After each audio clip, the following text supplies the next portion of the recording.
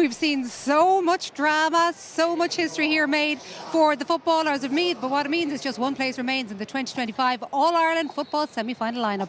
It's going to be decided upon in the 8th championship meeting between Armagh and Kerry. Ireland has seen many great days in the world of sport, but none can outshine All-Ireland Football Final Sunday 1953, when the largest crowd ever to witness an Irish sports event, some 90,000 people are here. The Arcane Boys bands, the cheering, flag-waving crowds, and the teams themselves, Armagh and Kerry. What a sense of occasion, what noise! Joe Kernan, it's a goal! Kerry are playing with all the courage and ability that's part of the history of Gaelic football. Appetite, hunger, will to win. The team who want most. The spirit of this Armagh side has to be seen to be believed. All of a sudden, Kerry explode into life. Kerry, the giants of football. What a goal! The magic of it, we haven't a clue what's going to happen here. Nerve jangling, tension palpable. These Armagh men, they're battling every inch of the way. The game is over and Armagh will get the 7th World Cup. And Kerry have won as dramatic an All-Ireland semi-final as you're likely to see.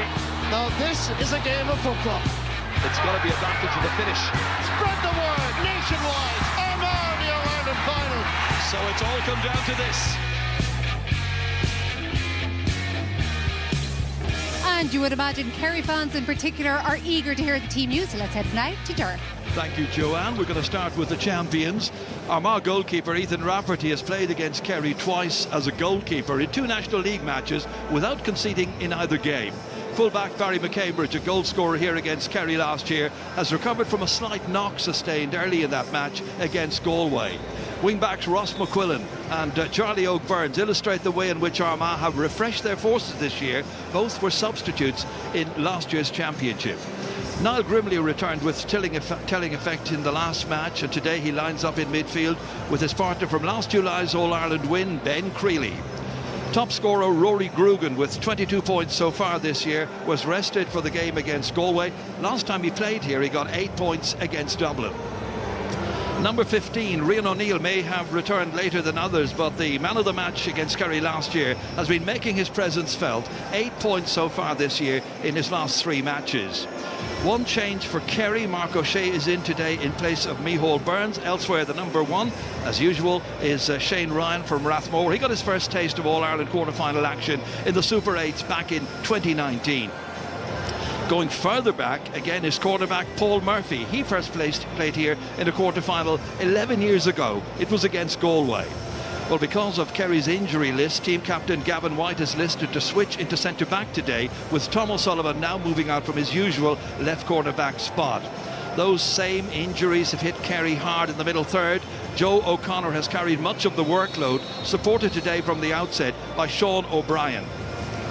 At number 11, it's Shawnee O'Shea. He missed the loss to Meath, but recovered sufficiently to start against Cavan last week, where he kicked 4 points. And that was a match where David Clifford once again excelled, scoring 3 goals and 7 points when it was so badly needed. That's 7-37 in just 6 games for the Fosso maestro. Armagh know all about him. Oh, most defences know all about that man. Tomas O'Shea came in here feeling a little bit confident, but once you heard that team and no Paddy Clifford coming in late on, did you change your mind a bit? I didn't come in that confident, Joanne. I think Paddy Clifford and Paul Ganey not starting is huge for Kerry. I think it's a huge loss that the two of them aren't playing. I think you look at it, David Clifford is going to get an awful amount of attention today. So you're relying on Mark O'Shea's in from Micheál Burns, you've Sean O'Shea, Graham Sullivan, Dylan Ganey, Conor Ganey. Those 5 other players are going to have to come in with a huge performance to make up for the loss of those 2 other players. So I can't underestimate, like, Paddy is as vital to Kerry as David Clifford is inside. I've said it all week, Kerry's middle 8 for me have to outperform Armagh. Now your midfield, you know, you're missing 2 players there. Diarmuid O'Connor has gone, Barry Donagh Sullivan are gone, and now 2 of your key forwards are gone as well. So it really is, you question the injury list that Kerry have. You wouldn't be as confident as you were if the 2 boys were starting. Conor Glass Armagh 2024, when they became All-Ireland champions, versus Armagh 2025 and what you've seen so far and what you've played against so far, how do they compare?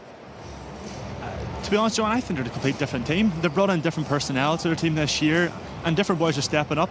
They're maybe over-reliant on Rian last year to get a couple of big scores, but you have the likes of Dara McMullen, first year in the team, and he's probably on for one of the young players of the year. Oisín Connerty's put in another great performance after last year, and Ross McCullen, for me, he's been outstanding all year. That man from half-back, he's maybe registered 2-3 points a game, and look, he's going to be on that stage today. And then Ethan Rafferty too. I think one man that's improved more from last year is Ethan Rafferty. Not only his shot stopping, but his ability to find a man in space, and then also he provides that threat going forward as well. So well, from the year before last, because obviously it was Blaine Hughes who was lining out last year because Ethan had the injury early on and then wasn't able to get back into the team. But that in many ways is to sum up what Conor was saying, Lee, different personnel. But if he's in goal as opposed to Blaine Hughes, a different way of playing, and obviously everybody's playing differently given the rules. He's brilliant to watch anyway, I know that. The one thing I love about Armagh, and more so this year, is their variety in attack. They have depth, they have width, they have directness. A lot of kind of basketball similarities, the screening and the doubling back. And for me, when they get to Croke Park, they seem to exploit that space. And I do agree with Tom. I think that middle eight's going to be key. Like, we know how good Creeley is in there and Grimley on the ground. If they get going early on, it's going to be a long day for Kerry. My biggest thing is, Cambridge is going to give David Clifford plenty of attention, but have they enough support cast? And I think that's the biggest question for Kerry today. If they don't, Armagh have plenty in reserve as well. And you do think it will be Barry McCambridge going in, not maybe Paddy Burns? Last year McCambridge would be McCambridge. Yeah, it has to be. He's their man maker. How do Kerry get the ball to David Clifford so he can somehow do damage? They win because the ball in the middle of the field. Is that what you're relying on? They win the ball in the middle of the field, Joanne. Sure, how else would you get the ball into him? And that's the question that we have about it. You can be talking about, like, Kerry don't often come into matches where they're underdogs, maybe at this stage, but I think there's huge question marks over Kerry this season anyway. And I think whatever way you look at it, there's an awful over-reliance on David Clifford, but there's ever a day where you actually show up and actually perform. Like the likes of Tom Sullivan, Gavin White, Brian Begley, they're going to need to be absolutely dominant. Kerry are going to have to attack Rafferty. You have to go after their strengths, and part of their strengths is Rafferty inside in goal, their middle eight with their pace and their running. So there's an awful amount of boxes Kerry will have to tick. Now, the fact that Gainey and Clifford, it seems as surmountable, but as you saw in the last game, nobody would have given Meath the credit for winning ball around the middle of the park. Number one, they have to make sure they get Rafferty to put it up for grabs. And number two, do they have, and Sean O'Brien, Joe O'Connor, Mark O'Shea, Graham O'Sullivan, do they have the men to win that dirty ball inside in the middle of the park? Wouldn't you absolutely love to know what that conversation was between Rory Crugan and Kieran McGeeney there a moment ago? This is the weekend for unexpected things to happen, so you never know. Agus Mós Mín Liv, Arish, Tá Tortuch Le Fall, Oscaige, Le Darrow Canada, August Garmach Donica, an RT player, August an RT News Channel. We've already seen victory for me this afternoon for Armagh against Kerry. It's Enda McGinley and Ger. Thank you very much again, Joanne. Well, just before the match gets underway now, there's going to be a moment's reflection, and that is because of the very sad news we got today of the late Tom McKay passing away. Tom from Newry Shamrocks. He passed away this morning, I believe. Tom had been the PRO for Crossmaglen Rangers for a period of some 20 years, and our deepest sympathy now to the family and to friends of Tom. Yeshlov Day, Gorev Anamuuso.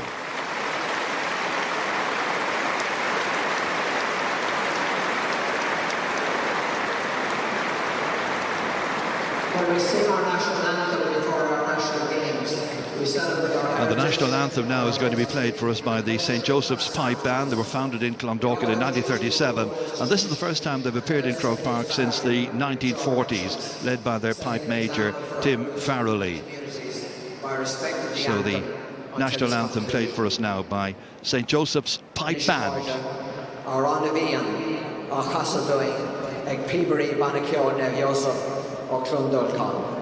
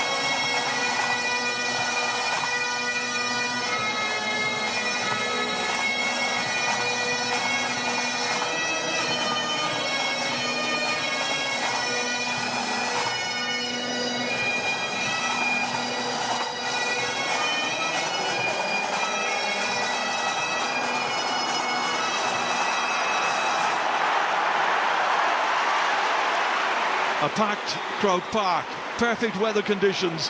Enda McGinley alongside me here. We're really looking forward to this one. Yeah, I think the whole country is looking forward to this one. We got a hell of a 20 minutes in that last game. A stunning result for me. This here one. This is the two big heavyweights of the weekend. This is the clash we've all been waiting on. Packed house, perfect conditions, very, very warm. I was down at pitch level earlier. Very warm, very humid down there. 24, 25 degrees, might even be 26 before the match is over. Brendan Cawley from Kildare, from the Sarsfields Club, gets it underway. Mark O'Shea has gone into the middle of the field immediately against Niall Grimley, but taking it away instantly is Gavin White, and the captain gets down towards the opposing D. Again, then possession coughed up, and it's Armagh who group well together, tried to ruggedly get it away there. Joe McElroy, their player of the year last year, out as far as Ross McQuillan, and worked out to Darragh McMullen. McMullen played today in Croke Park for the third time, played in the League Final Division 2 last year.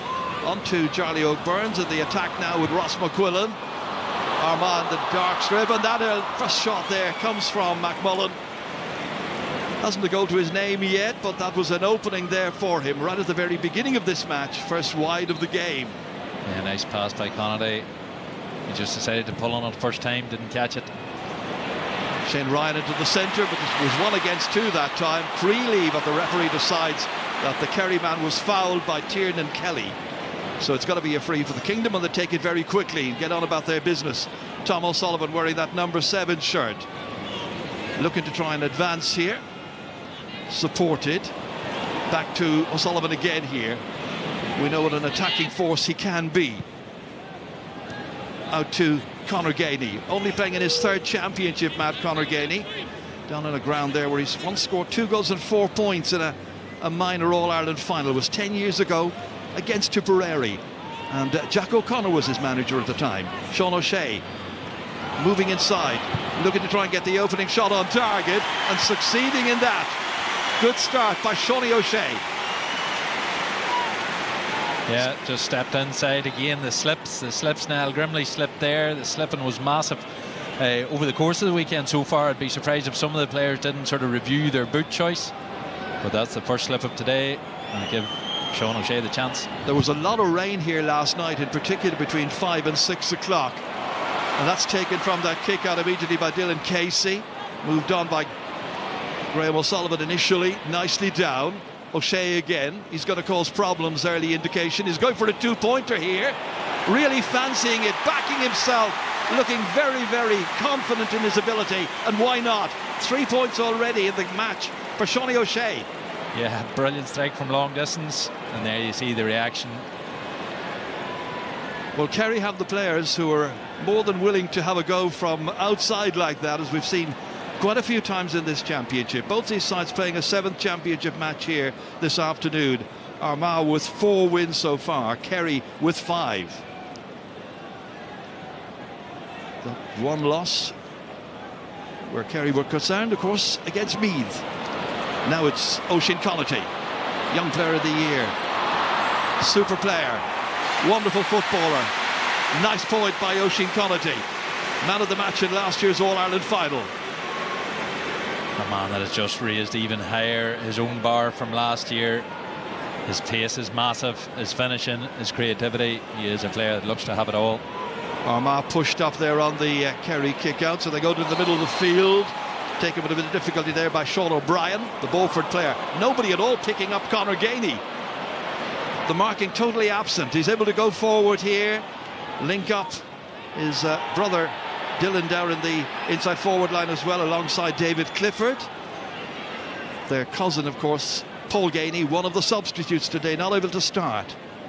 And likewise, if you joined us late, Paul Clifford, of course, also ruled out from the start because of an injury.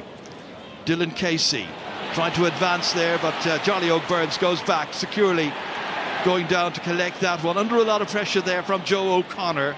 O'Connor working hard in the early minutes here, but it's the Armagh players composed at the back playing it around here. That's Rory Grugan back. Ooh, it was short, left there for Barry McCambridge, and McCambridge got to it, out to Tiernan Kelly, and they move it forward now. Booted long by Darragh McMullen. It's a good passing range into Rian O'Neill. Holding on for dear life, surrounded by Kerry players, winning a free kick, an opportunity now to trim the lead, or maybe even get level.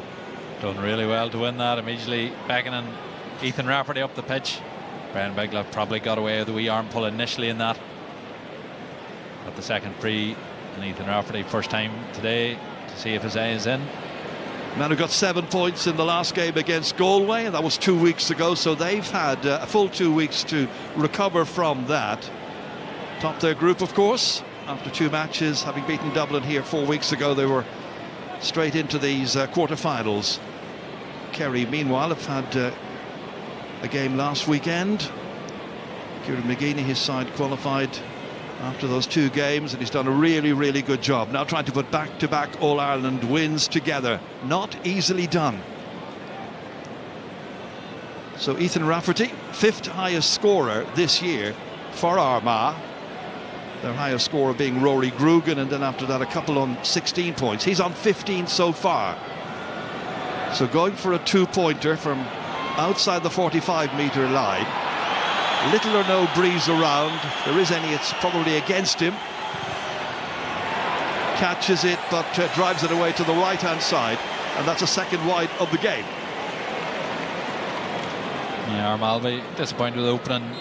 They probably haven't been as fluid in attack, but haven't been through the amount of football that they've been through. The one thing you know is that they will stay the course. Well, Kerry have waited almost 12 months to atone for the extra time loss to Armagh last year. Well and good to have beaten Armagh in a league game in March, but this is when it really matters. Shane Ryan booting it out towards Mark O'Shea, fisted back down quickly by Andrew Mernon, who takes up good positions and plays well away from that number 4 spot time and again. Here he is once more, moving through midfield, looking for the obvious pass to give. Finally plays it out there towards Tiernan Kelly. Rian O'Neill fancying, booting it inside into Charlie O'Byrne. Back it comes again outside that 45-metre line. Kelly once more. Al Grimley and Ben Creeley all alone inside the penalty box at the minute. 2 men being marked by Jason Foley, and Paul Murphy's there as well. This shot is up. It looks on its way. It's a 1-pointer scored by Oisin Connaughty. 2 for him. So 1 between them. Really good play here by Connaughty. Got into a good position, struck it fiercely. Nicely done. Seanie O'Shea then for Kerry, launching that next one down to Dylan Casey, getting his first touch. Good ball across here. Here's a chance for Conor Gainey. The pass from Dylan Gainey to his brother very nearly came off. Should have produced something better. Really good chance, and he knows it. Long boot out of defence that time by Ben Creeley, but it's Paul Murphy who mops it up in the Kerry half of the field, gives it out to Tom O'Sullivan. O'Sullivan looking to launch this next attack now alongside Joe O'Connor here, man who started the campaign with a wonderful goal against Cork down in Páirc Uí Chaoimh in the Munster semi-final. That's threaded through beautifully by Tom O'Sullivan. Back out it comes again to Paul Murphy. Playing ducks and drakes here with the Armagh defence just at the moment. O'Shea. Nicely over once again to Brian Obiagli. Looking to try and cut inside. He's done well. Obiagli hitting this one, and that's beautifully over. Nicely done by the wing-back from Gaeltacht. Cut inside Oisin Connaughty. Composed himself and struck it nicely. There's the goal chance. It was a brilliant cross ball. It had come straight up the pitch from the kick-out. Just unfortunately straight at the keeper. Conor Gainey still waiting for his first championship goal, but he did score 2 goals and 10 in the National League for Kerry. Andrew Mernon back in midfield. And they decide to play it all the way back as far as Paddy Burns, the man who plays his club football in Down with at St Mary's Burren. On to Joe McElroy now. McMullen. Second big season for him, but he's been an ever-present really since the opening league match of the year back in January. And they're going again here, looking to try and get this one on target. The ball, however, has gone left And it's gone wide, and that's a third already missed. Goalkeeper slips as he kicks this one out. Gavin White trying to get to it, does extremely well. Took on the responsibility of winning that. 2 or 3 Armagh players were after him. Good commitment this time, however, by Armagh and by Tiernan Kelly. Kelly's there. Kelly's going for it. Oh, great save. It's gone over the bar. But what a good save. Tiernan Kelly will be happy with a point, but really, there was a goal there for the taking. He ruggedly cut past Dylan Casey, struck it smartly, but Shane Ryan equal to it. Yeah, brilliant from Shane Ryan. The 2 men outside him, that'll be the question, should he give it? But Shane Ryan really quick on the restarts. Nicely down here to David Clifford, looking for his first scoring contribution. Put it to the wrong side, however. First wide of the day by a Kerry player. Kerry still 1 up. That was the shot. That was a fabulous save by Shane Ryan. Powerfully hit. It was a brilliant save. Really was. But that's maybe their approach. They know they're a wee bit vulnerable in midfield. Another slightly dodgy kick out, but Kerry know their weaknesses in midfield due to the injuries. But Shane Ryan's been really quick on the restarts, and maybe that's one of their ways of trying to mitigate that. McMullen gives it off to Tiernan Kelly. Back it comes to Peter McGrain. Scored a point against Kerry last year in the first half in their semi-final beating. Then he was withdrawn and didn't make the team for the final. Charlie O'Byrne did come on in the second half of that. Here's Rory Grugan planting it deep in there on the 13-metre line. In there foraging for it. Creeley tries to get to it, but it's once again Shawnee O'Shea back there working hard, helping out. Free to Kerry. This one to be taken by Gavin White. Man who scored in Kerry's last 3 All-Ireland quarter-finals, including a goal here against Derry 2 years ago. And he is driving them forward once again from a deep position, Gavin White. McMullen comes across, tries to limit his effectiveness, tried to hold him up, but in doing so fouled him. Free to Kerry. Shawnee O'Shea taking it quickly, almost at his ease and his leisure. Across to Joe O'Connor. 11 minutes gone. O'Connor from the Austin Stacks club holding it up. Charlie Burns there trying to make life a bit more awkward for him. Once again it's David Clifford coming across to take this. Shawnee O'Shea, 3 points already scored. Worked as far as Tom O'Sullivan, playing today in his 43rd ever championship match, trying to dodge inside. Kept at bay. Shawnee O'Shea again, back out here to Gavin White. On his left, driving it well, but has it gone over? Yes, it has. Nice point by Gavin White.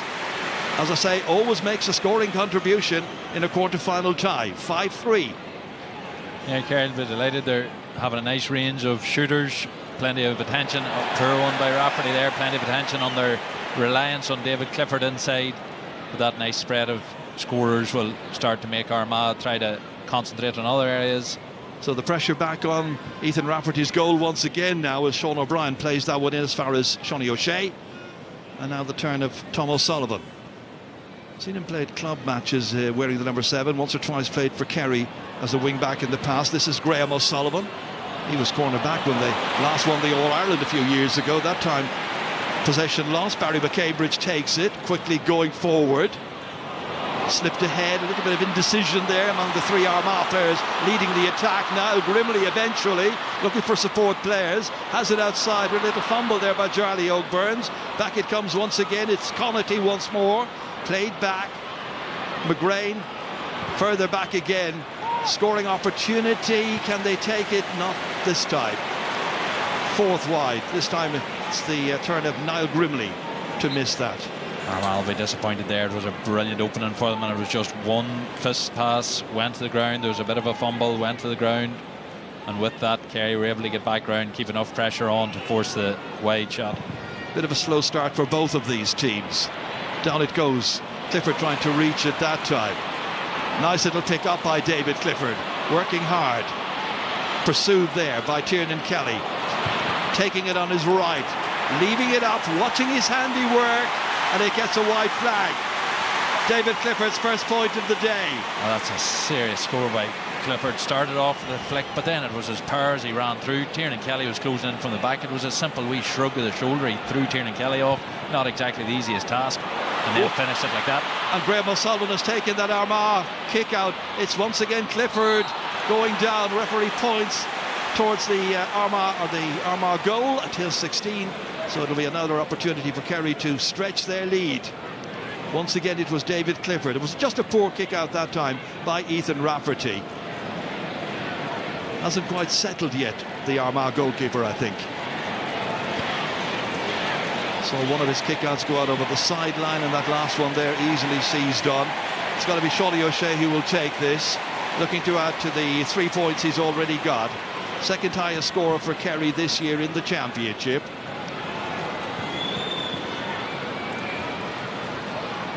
Straight in front of the goal, no real difficulty for him. First one to come from a free. 7 points to 3. Kerry would be very satisfied with their work in the opening quarter of an hour. Yeah, absolutely.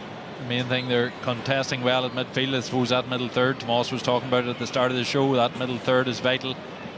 They're more than holding their own in there. So Rafferty now wanting to make sure of this one. In two minds again, trying to ping it out there, and he does well, extremely well, from one player to another to Andrew Murnan.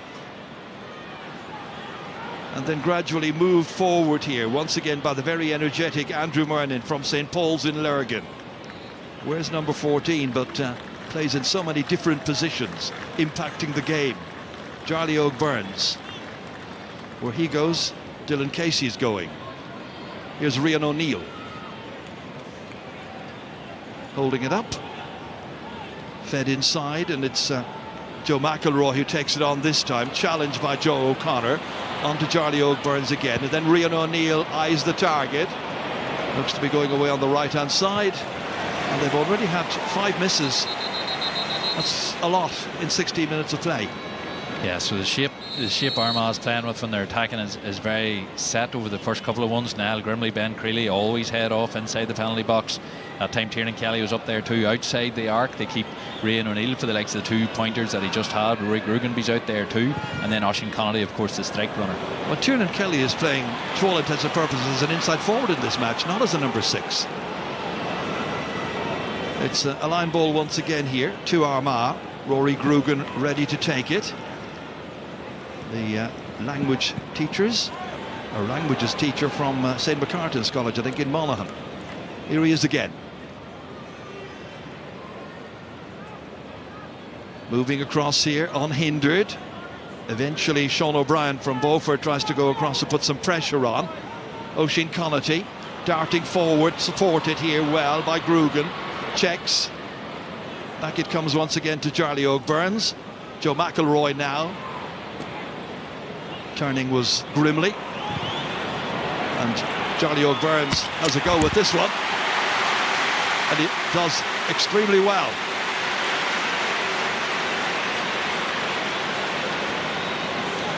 Better for Armagh, they just kept releasing. There was a couple of men had almost chances, and it was just a matter of who was going to pull the trigger. Charlie Oak that time did. And his dad was very, very happy with that. Oak drawn coming Lucas Quayle, Charlotte Burns. Reaching in to get that one was Mark O'Shea, did extremely well, held on to it. Jason Foley feeding it forward. Game picks up a little bit. Dylan Gainey now as far as Shawnee O'Shea.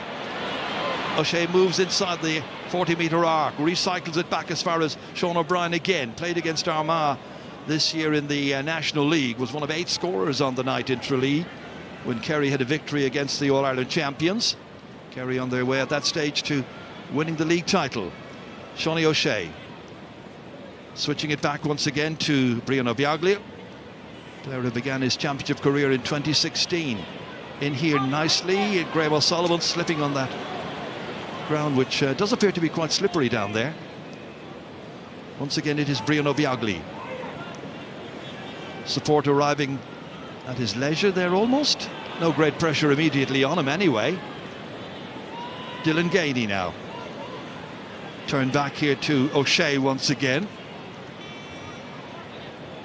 Again, pretty much doing as they like.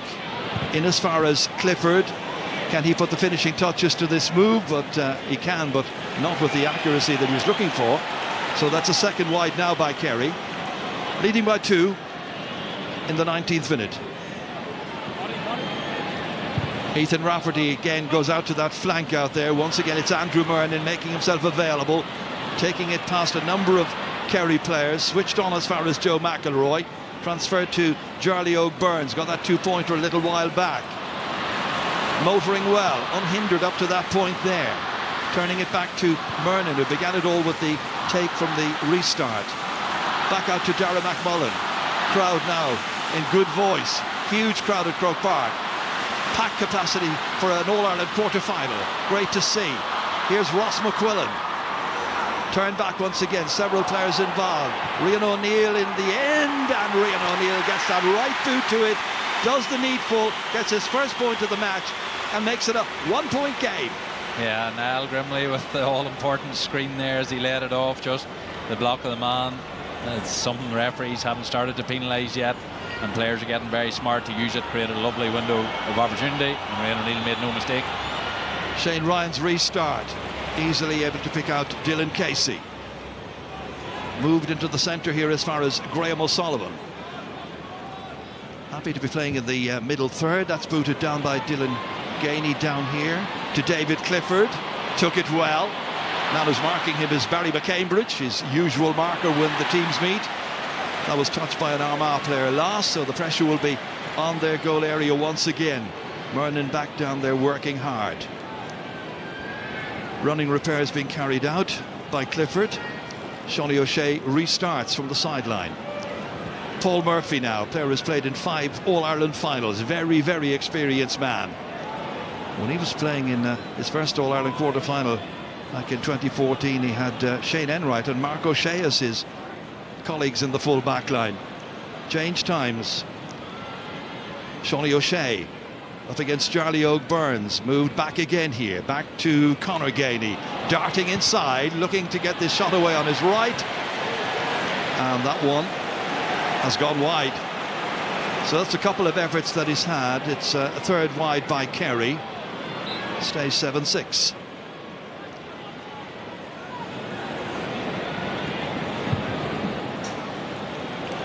Taken with difficulty that time by Jarly O'Byrne. Moved back here to his cousin Paddy, playing at right corner back, although in a left position at this stage. Holding it. You have to see the fireworks in this quarter-final, but then the last match was also a very slow starter. That's turned over badly there by Armagh, collected by Sean O'Brien, and then he is surrounded immediately. Almost overholds, balls pops up eventually. Anybody's possession at the end of all of this. Referee allowing it to continue. Referee Brendan Cawley from Kildare, and out they come eventually and get possession. Kerry through Graham O'Sullivan, kicked in by Tom O'Sullivan. Down into the corner here as far as Dylan Gainey, looking to try and take on his man, get it on the right, under-hitting it however, never had the power behind it. They're missing his cousin Paul Gainey, out with an injury he sustained in the Munster match some weeks back when they were playing against Cork down in Porky Queeve in the All-Ireland series. Oisin Connaughty takes it out.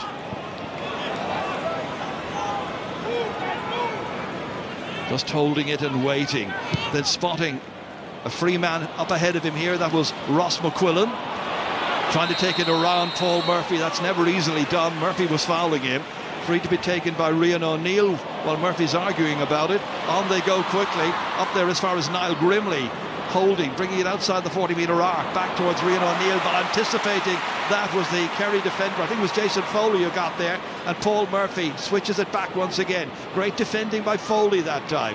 We don't always see an awful lot of him, but his little interceptions from time to time are absolutely critical and crucial. That time it's a foul by Ben Creeley. Kerry still ahead by just a point, as you can see. 23 minutes gone. Mark O'Shea. Again, slowing it down here. Sometimes over-elaborating, but all the time being extremely cautious. Well, that's been the nature of so many of the teams we've been watching all this weekend. Nobody wants to lose possession. Yeah, certainly we've had more prolonged phases like this. And then reopenings, Kerry have been good at creating reopenings. They've missed a couple to date.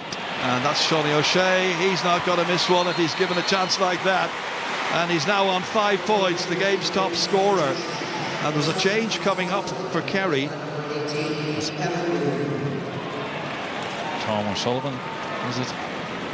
Evan Looney is the one who's coming on, number 18. And it looks like Tom O'Sullivan is the one who's being forced off. Now, they've had enough problems with injuries. Evan Looney is only coming on for his 3rd championship match, the Dr. Crokes player. Very, very little experience at this level. So Jack O'Connor's hand is forced once again by an injury. Yes. So Barry Dan O'Sullivan, Diarmuid O'Connor, now Tom O'Sullivan. You've also got Paul Gainey out. You've got Paudie Clifford out. That's a quarter. That's a third of a team, definitely. It's not even just a third of a team. It's so many of your top players. It's exceptionally unlucky when you get injuries, and really, really unlucky if they're top players. It's 1 against 1 down there, and it's Grugan up against Obiaglia. Reinforcements arriving. Rian O'Neill trying to curl it in, but doesn't get quite enough on that. And now it comes to Joe O'Connor, yet to impose himself on this match. But they're still 2 points in front. Tom O'Sullivan was actually assigned to Ross McQuillan, which sort of sums up the threat that Kerry have seen with Ross McQuillan. Evan Looney, certainly a Crokes man, plenty of pace, attacking wing back, so he might well suit. That might be a matchup that they'll stick with. Well, this is his big moment now. This is Evan Looney switching it there to David Clifford. Moved back once again to Dylan Gainey. So many young players who've either won senior All-Irelands like the David Cliffords of this world, or minors and under 21s, and that's Graham O'Sullivan, and he is an All-Ireland winner, and that's a first point for him in this match. Did really well, held off the attentions of a couple of Armagh players there. Wasn't easy, got the kick in, and it was a good one. 9-6. Yeah, Kerry will be happy enough. That's a style of attack they've used repeatedly. There's been wee balls inside, and then they're cutting small openings, fast hands. They're shooting from good ranges. They have missed a couple. Bad one. That's very, very short again here. Going down to collect it is McGrain. While the goalkeeper was taking that kick out there, I could see Ross McQuillan here, and here he's got it now, but he was pointing to the goalkeeper, give it to me, but he never got it that far. McQuillan has it now on an advantage. Rian O'Neill comes to take it from him. There's space on the far wing. Once again, it's Charlie O'Burns. Nearest Kerry player to him is Joe O'Connor. This match inside, Ben Creeley versus Gavin White, completely alone, which is interesting. Once again they raid. Oisin Connaughty, 2 points already against his name. Andrew Murnan moving it back to Joe McElroy. About 9 minutes to go to half-time. Low enough scoring first half of this quarter-final tie. Held onto by Dara McMullen. Switched across here, and Rafferty has come forward. The goalkeeper looking to try and make his presence felt. It wasn't the best of passes, but he is able to recover it here. His intended recipient was this man here, Rory Grugan, who has it now. Rafferty is staying forward. They have 4 defenders back in their own half. As a switch Armagh pull all the time, Rian O'Neill stepped across the far side of midfield, and Ethan Rafferty came bombing on this side of the Hogan stand, across halfway. Charlie O'Burns about to be challenged by the substitute Evan Looney. Murnan picks it up, tries to go forward here, moved outside, and that shot from an angle was a difficult one, but taken on and scored well by Oisin Connaughty, and he's got a third in this game, and now it's 9 points to 7, and it's Connaughty who comes up trumps once again. Yeah, that matchup is exceptionally difficult. It's the one probably Kerry haven't got on top of at the minute. Paul Murphy at the minute is matched up, whether they've somebody else or whether they just stick Murphy and keep with him. Big reach in the air to win that one by Ben Creeley. In fact, it's Niall Grimley who came down with it. Now Rian O'Neill, the Crossmaglen Rangers player, into Joe McElroy, looking to try and draw level perhaps with this next attack. Maybe an outside shot. They'd be happy with one if they can get a point. It's McElroy, nicely kicked, He's got that one. First of the day for Joe McElroy from Armagh Harps. 9 points to 8. The game hotting up in the All-Ireland quarter-final. Yeah, it came from a kick out again. Shane Ryan just lost at the far side. Lots of pressure being exerted by the Armagh players to force him into making an error, and he's done that. It was intended for Dylan Casey. It's Grugan who has it. There's a goal for the taking. Grugan gets his 6th ever championship goal. An error from the kick out by Shane Ryan. It comes after 29 minutes. I think the bigger error was Dylan Casey. He was backing away from the lane rather than getting as close to that lane as he could.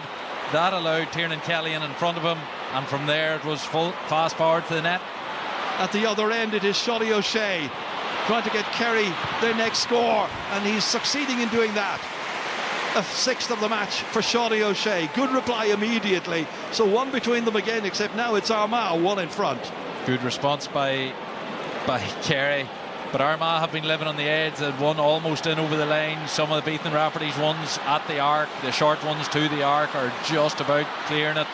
But it was actually Shane Ryan and Kerry that got burnt. From the kick out here, it's fisted down by Jason Foley. Onto it quickly. There came the number 18, Evan Looney. Looney enjoying himself down there. His first time to play championship at Croke Park in a senior All-Ireland match. Shawty O'Shea, top scorer so far. David Clifford with just 1 point. It's O'Shea going for another 2-pointer here. Ambitiously done. He's got another. His second 2-pointer of the first half. He's now on 8 points.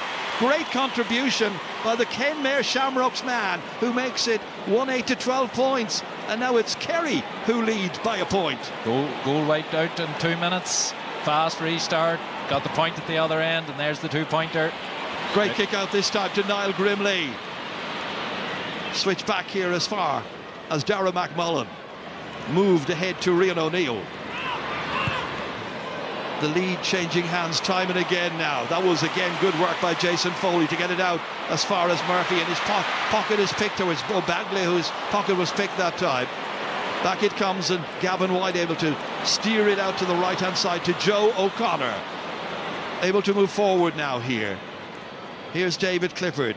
A point so far. That was his position as well last year, by the way, against Kerry. Got 4 points in the match, 1 from open play, 2 from frees and 1 from a mark. So they've tied him up to some extent, but they haven't tied up Shawty O'Shea. Sean O'Brien taking it.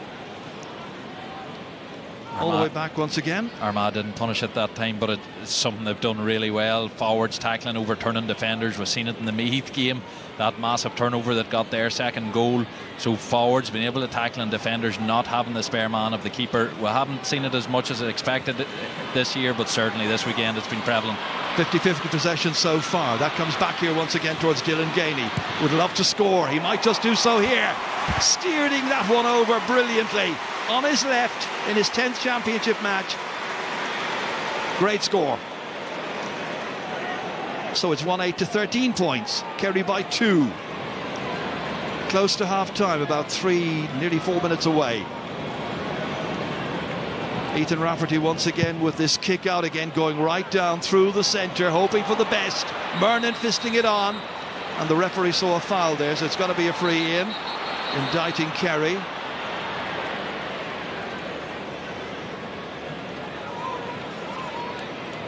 Once again, it's Rian O'Neill with the ball in hand. Brendan Cawley just asked Rian, are you shooting? And Rian said, I am, but then he put it down. And back and Ethan Rafferty up there. Paul Murphy just was leaning a wee bit at Andrew Murnan. He would know that Murnan's so strong in the air. He was trying to get physical with him because he knew he wasn't going to out-jump him.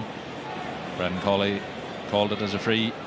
So it's Ethan Rafferty anyway who comes forward to try and hit his second free with a bit more accuracy this time. It's not easy. It's a long distance out, 50 metres from the target. Pretty still day considering the weather conditions we've had. Very, very warm. Extremely humid. Looking to add to the 15 points that he's already got in this year's championship.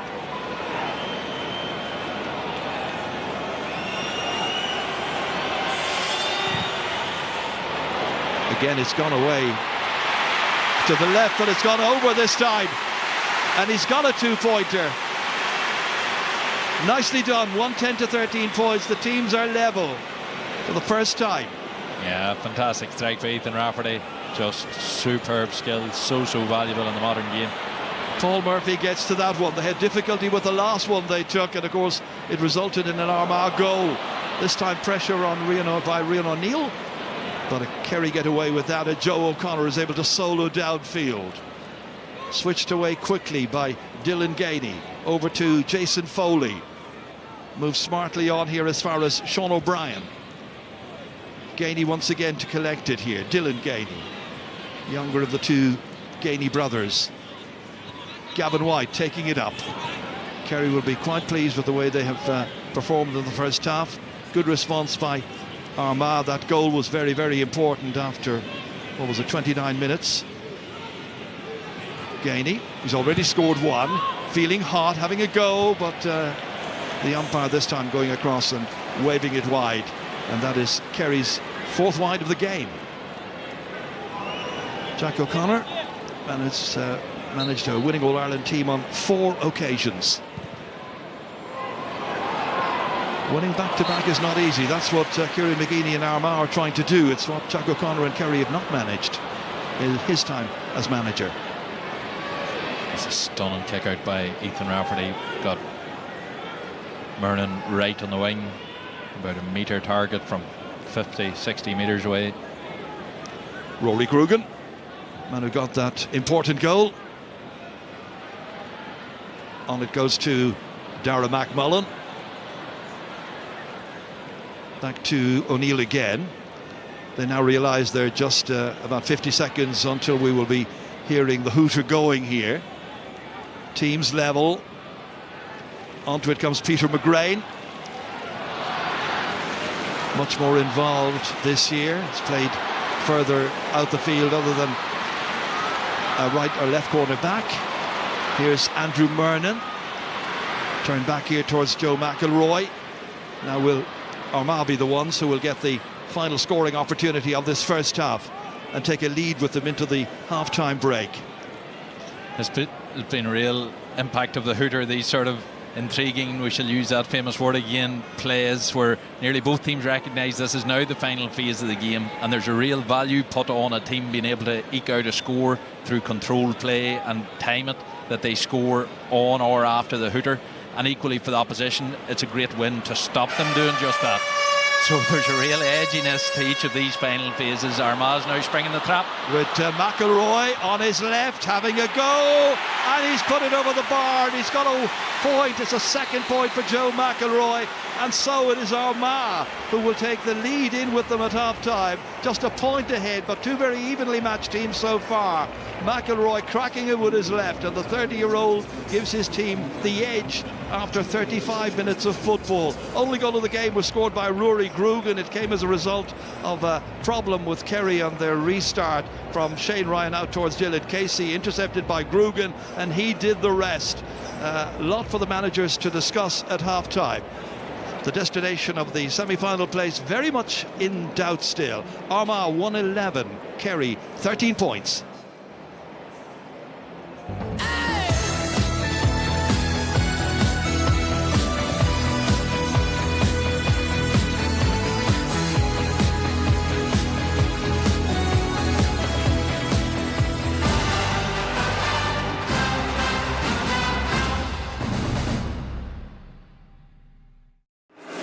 SuperValu believe in community, and community includes everyone.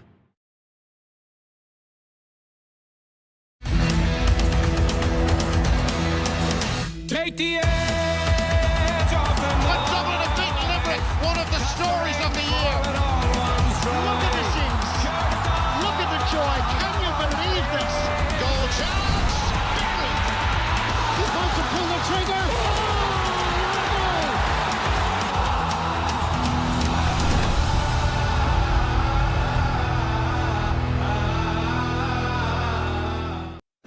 You might expect a delicious sounding description here, but do we really need it?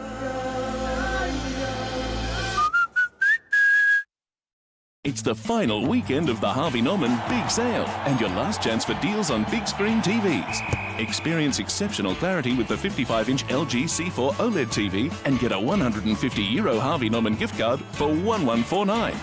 Or for a truly immersive experience, get the 55-inch Samsung S80 OLED TV and get a €50 Harvey Norman gift card for $949. With our best price guarantee, why shop anywhere else? The Harvey Norman Big Sale must end Monday. You realise you copied Saoirse in on that email? I know. What am I like? Here she is, we're fired. Aoife. Saoirse. Anything you'd like to say about breakfast? Go on. Aren't they great? Great, they're lovely. Did you go to the restaurant? Good food, good mood from Aldi. I always said it wouldn't change me. And it hasn't. Winning the lotto was amazing. But you can never forget who you are. The values you have don't just disappear. William, do you want anything from the shop? Yeah, well, it was.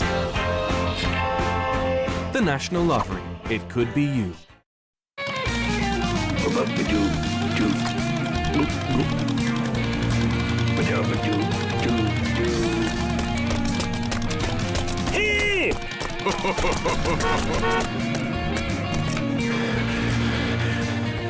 Red Bull gives you wings. You might think you know Ireland's hidden heartlands, but maybe it's time for a closer look to chart your own course through sparkling still waters, where adventure waits amongst the treetops and on foot over ancient trails, to chance upon charming towns and drift with the flow of this land. Keep discovering Ireland's hidden heartlands.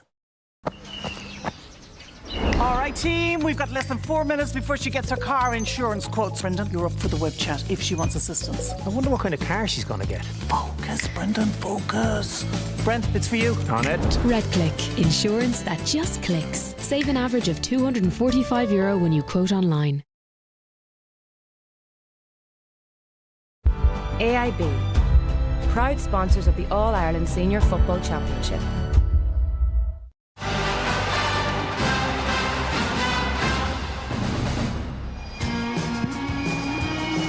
Well, skills win you game and errors lose you games as well. Rory Crugan's goal made a big difference in that opening half, as did Joe McIlroy's late point. He does make big late interventions at Croke Park, doesn't he? This one has given Armagh a 1-point lead at the break against Kerry in this All-Ireland quarter-final.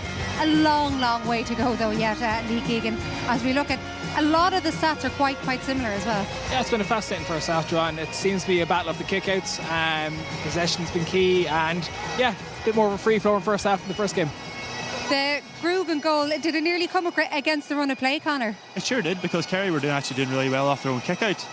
It was just purely down to the pure execution and bad decision making by Shane Ryan. Look, Kerry were doing pretty well on the long kickouts, but if you give a ball away to the gut and give Rory Crugan a 1v1 with the keeper, he's going to scroll them all day. So Shane Ryan will be disappointed in himself. You can obviously see there's a heavy press. So if Armagh are investing that many numbers inside, he's just got to beat that press and go long, because they were doing pretty well.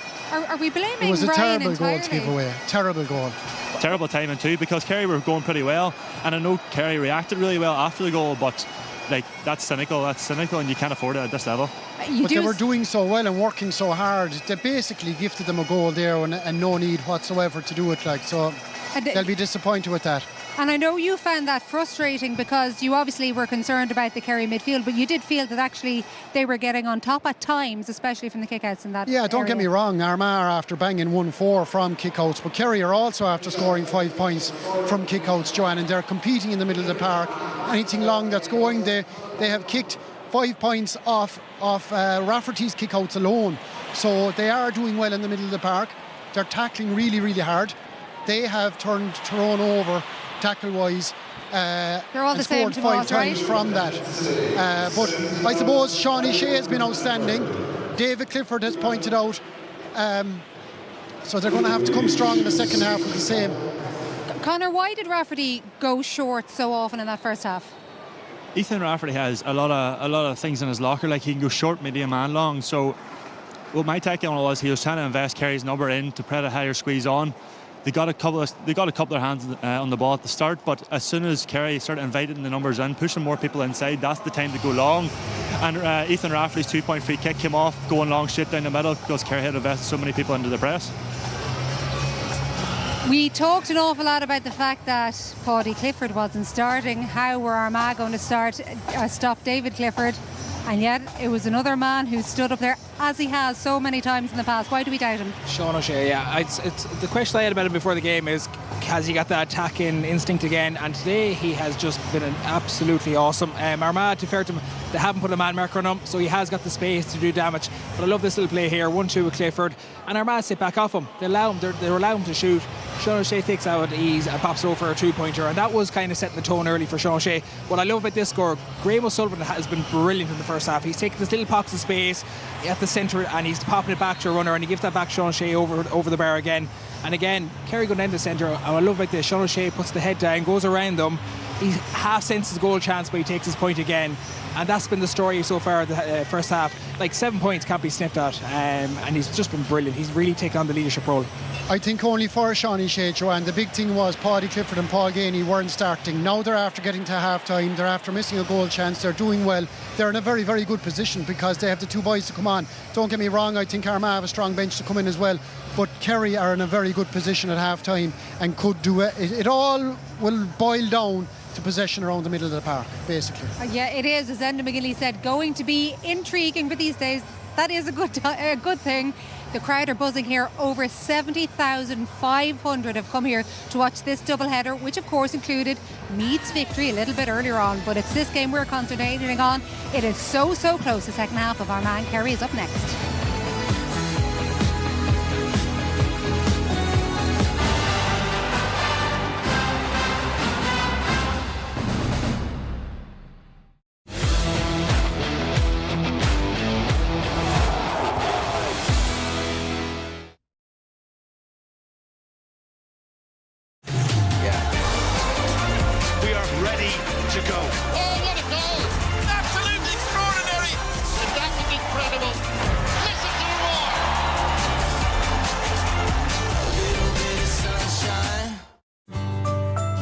Make more meals for less with Dunnes Stores, where you'll save on ingredients to make delicious hot dogs.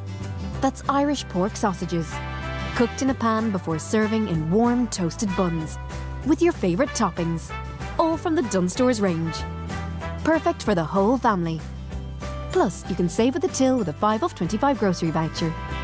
Dunnes Stores, always better value.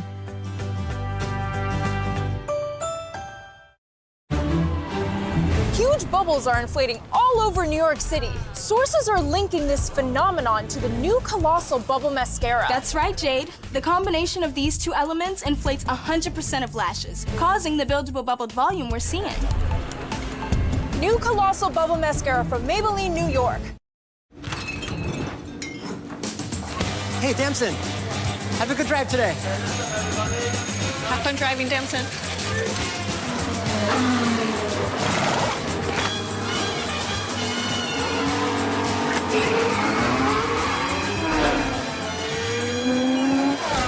Fastest stop in sports, 3 letters. Wow.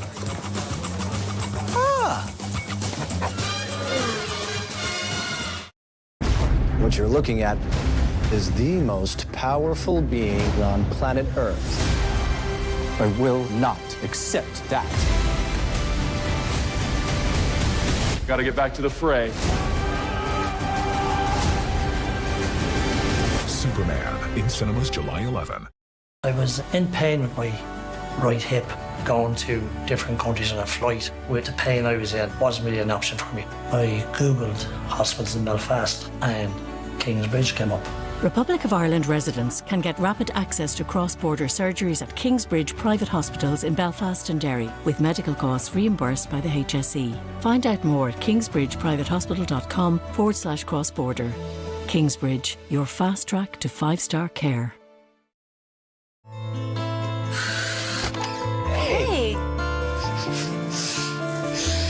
I'll be back in a second.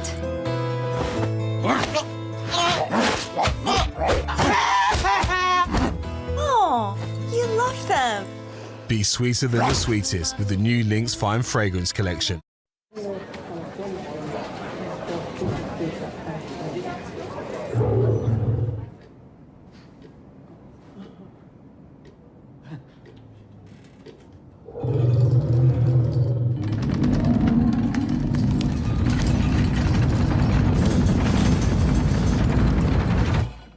Got Big McDonald's hunger? The new Big Arch is here.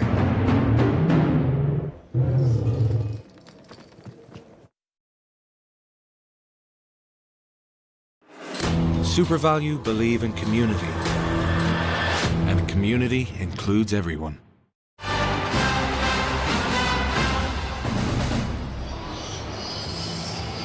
All-Ireland hurling semi-finals meet Camogie quarter-finals on next weekend's live offerings. Almost certainly not the final four. Most people are predicting hurling or football, as it turns out, but maybe there'll be even more twists ahead. And we're going to be live on Saturday from 2:15. That one is Cork against Dublin, the hurling, along with Waterford and Clare in the Camogie. And Kilkenny and Tip are on the Sunday in both the hurling and the Camogie. That one is from 1:15. We are still at half-time between Armagh and Kerry, but this is what has been happening during the half-time break. Tomás O'Shea, you do often wonder if somebody's fit enough to come on. Are they not fit enough to start? Are you risking having him come on if he has to go off again? Yeah, I'd imagine, Joanne, they had to make a decision. He wasn't going to last a full game, so do you wait until half-time and get him in, or do you start him? I would have started him, but I think Kerry are in a very good place. Take that goal out of it, and Kerry did really, really well in that first half, missed a goal chance themselves.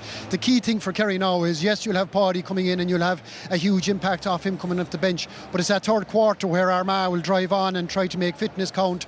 Kerry aren't in a bad place at all. They'll be happy if they can keep the winning ball around the middle of the park.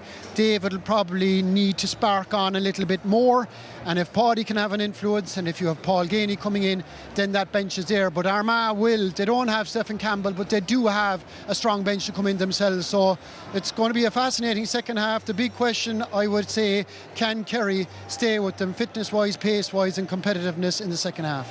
In an inter-county setup, Conor, when you get in at half-time and you've noticed what the opposition are doing, are there plans in place for alternative game plans and alternative ways of defending or attacking for the second half? Yeah, I guess that would be done during the week or the week leading up to the game. I guess when you come in at half-time, you just want to relax, rest up a wee bit and clear the head, because once you're out there, it's quite hard to think clear. So I guess both these teams now have filled each other out leading into that first half, and as Tomás spoke about before, I think Kerry are in a fairly good position.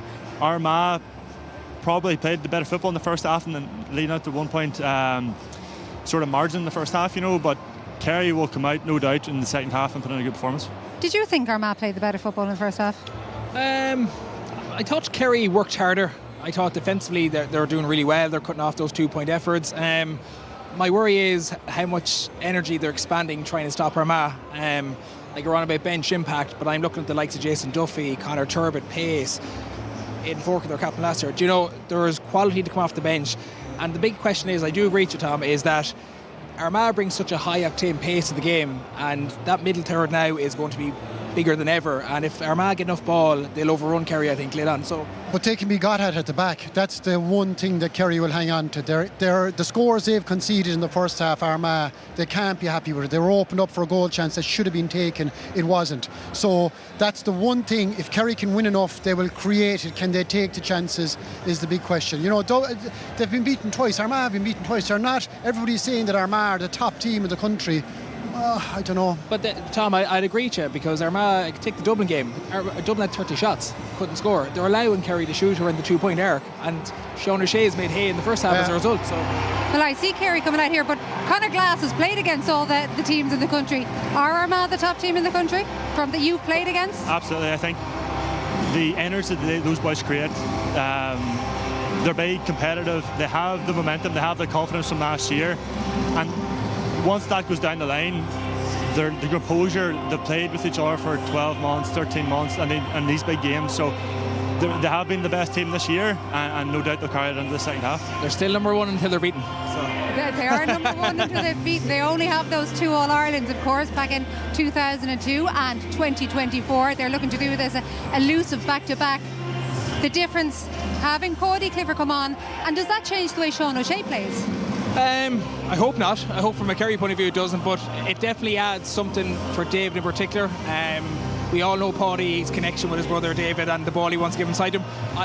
My worry is I don't want to see Sean O'Shea starting going back doing that donkey work we said earlier. I want to see him front foot again like the first half. So maybe it does change a little bit, but from a Kerry point of view it gives him better options from an attack point of view, because we all know Paudie's heads up. He always wants to deliver ball inside, and that's key for what they need in the second half. Tom Sullivan is a huge loss. He's after going off there in that first half. He's a big loss for Kerry. Evan Looney, who wouldn't have a lot of experience at inter-county level, is there. We saw Brian Begley bomb on, kick one, score. Kerry need that middle eight to ask questions of Armagh in that second half. It's Conor Gainey, by the way, who has gone off in order for Paudie Clifford to take his place on the pitch. You heard that massive roar. Armagh, as usual, have travelled in numbers. Can they bring home the victory, though? Second half now with Enda Dur. There's a lot of Armagh people here, Joanne, that's for sure. So Paudie Clifford comes on for his 29th championship appearance. Now, can he make a big difference? As Tomas was mentioning, by the way, during the break there, Enda, the fact that Soupy Campbell is not available for Armagh, that is a big loss for them.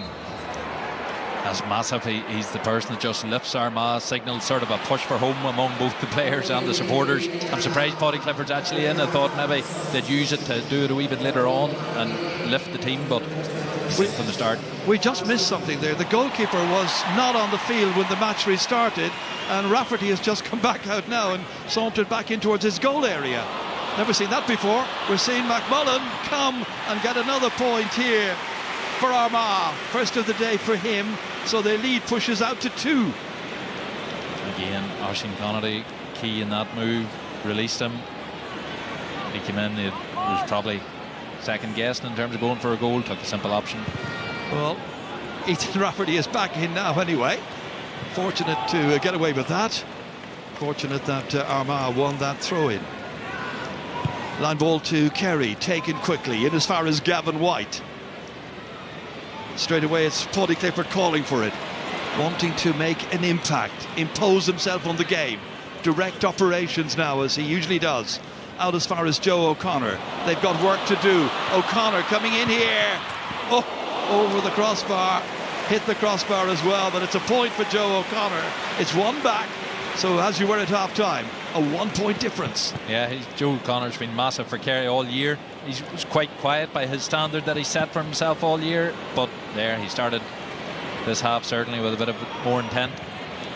Rafferty kicking out for the first time in the second half into the middle, and Armagh players come storming forward here. Charlie O'Burns against 3 Kerry men, holding them off, winning a free as well. They're pleading that he took the ball too far in his possession, but the referee says he was being fouled. Free for Armagh. Yeah, he was on advantage the whole way, and he just kept driving, forcing the tackle, won the second foul, and almost perfectly for Armagh. It's outside the arc.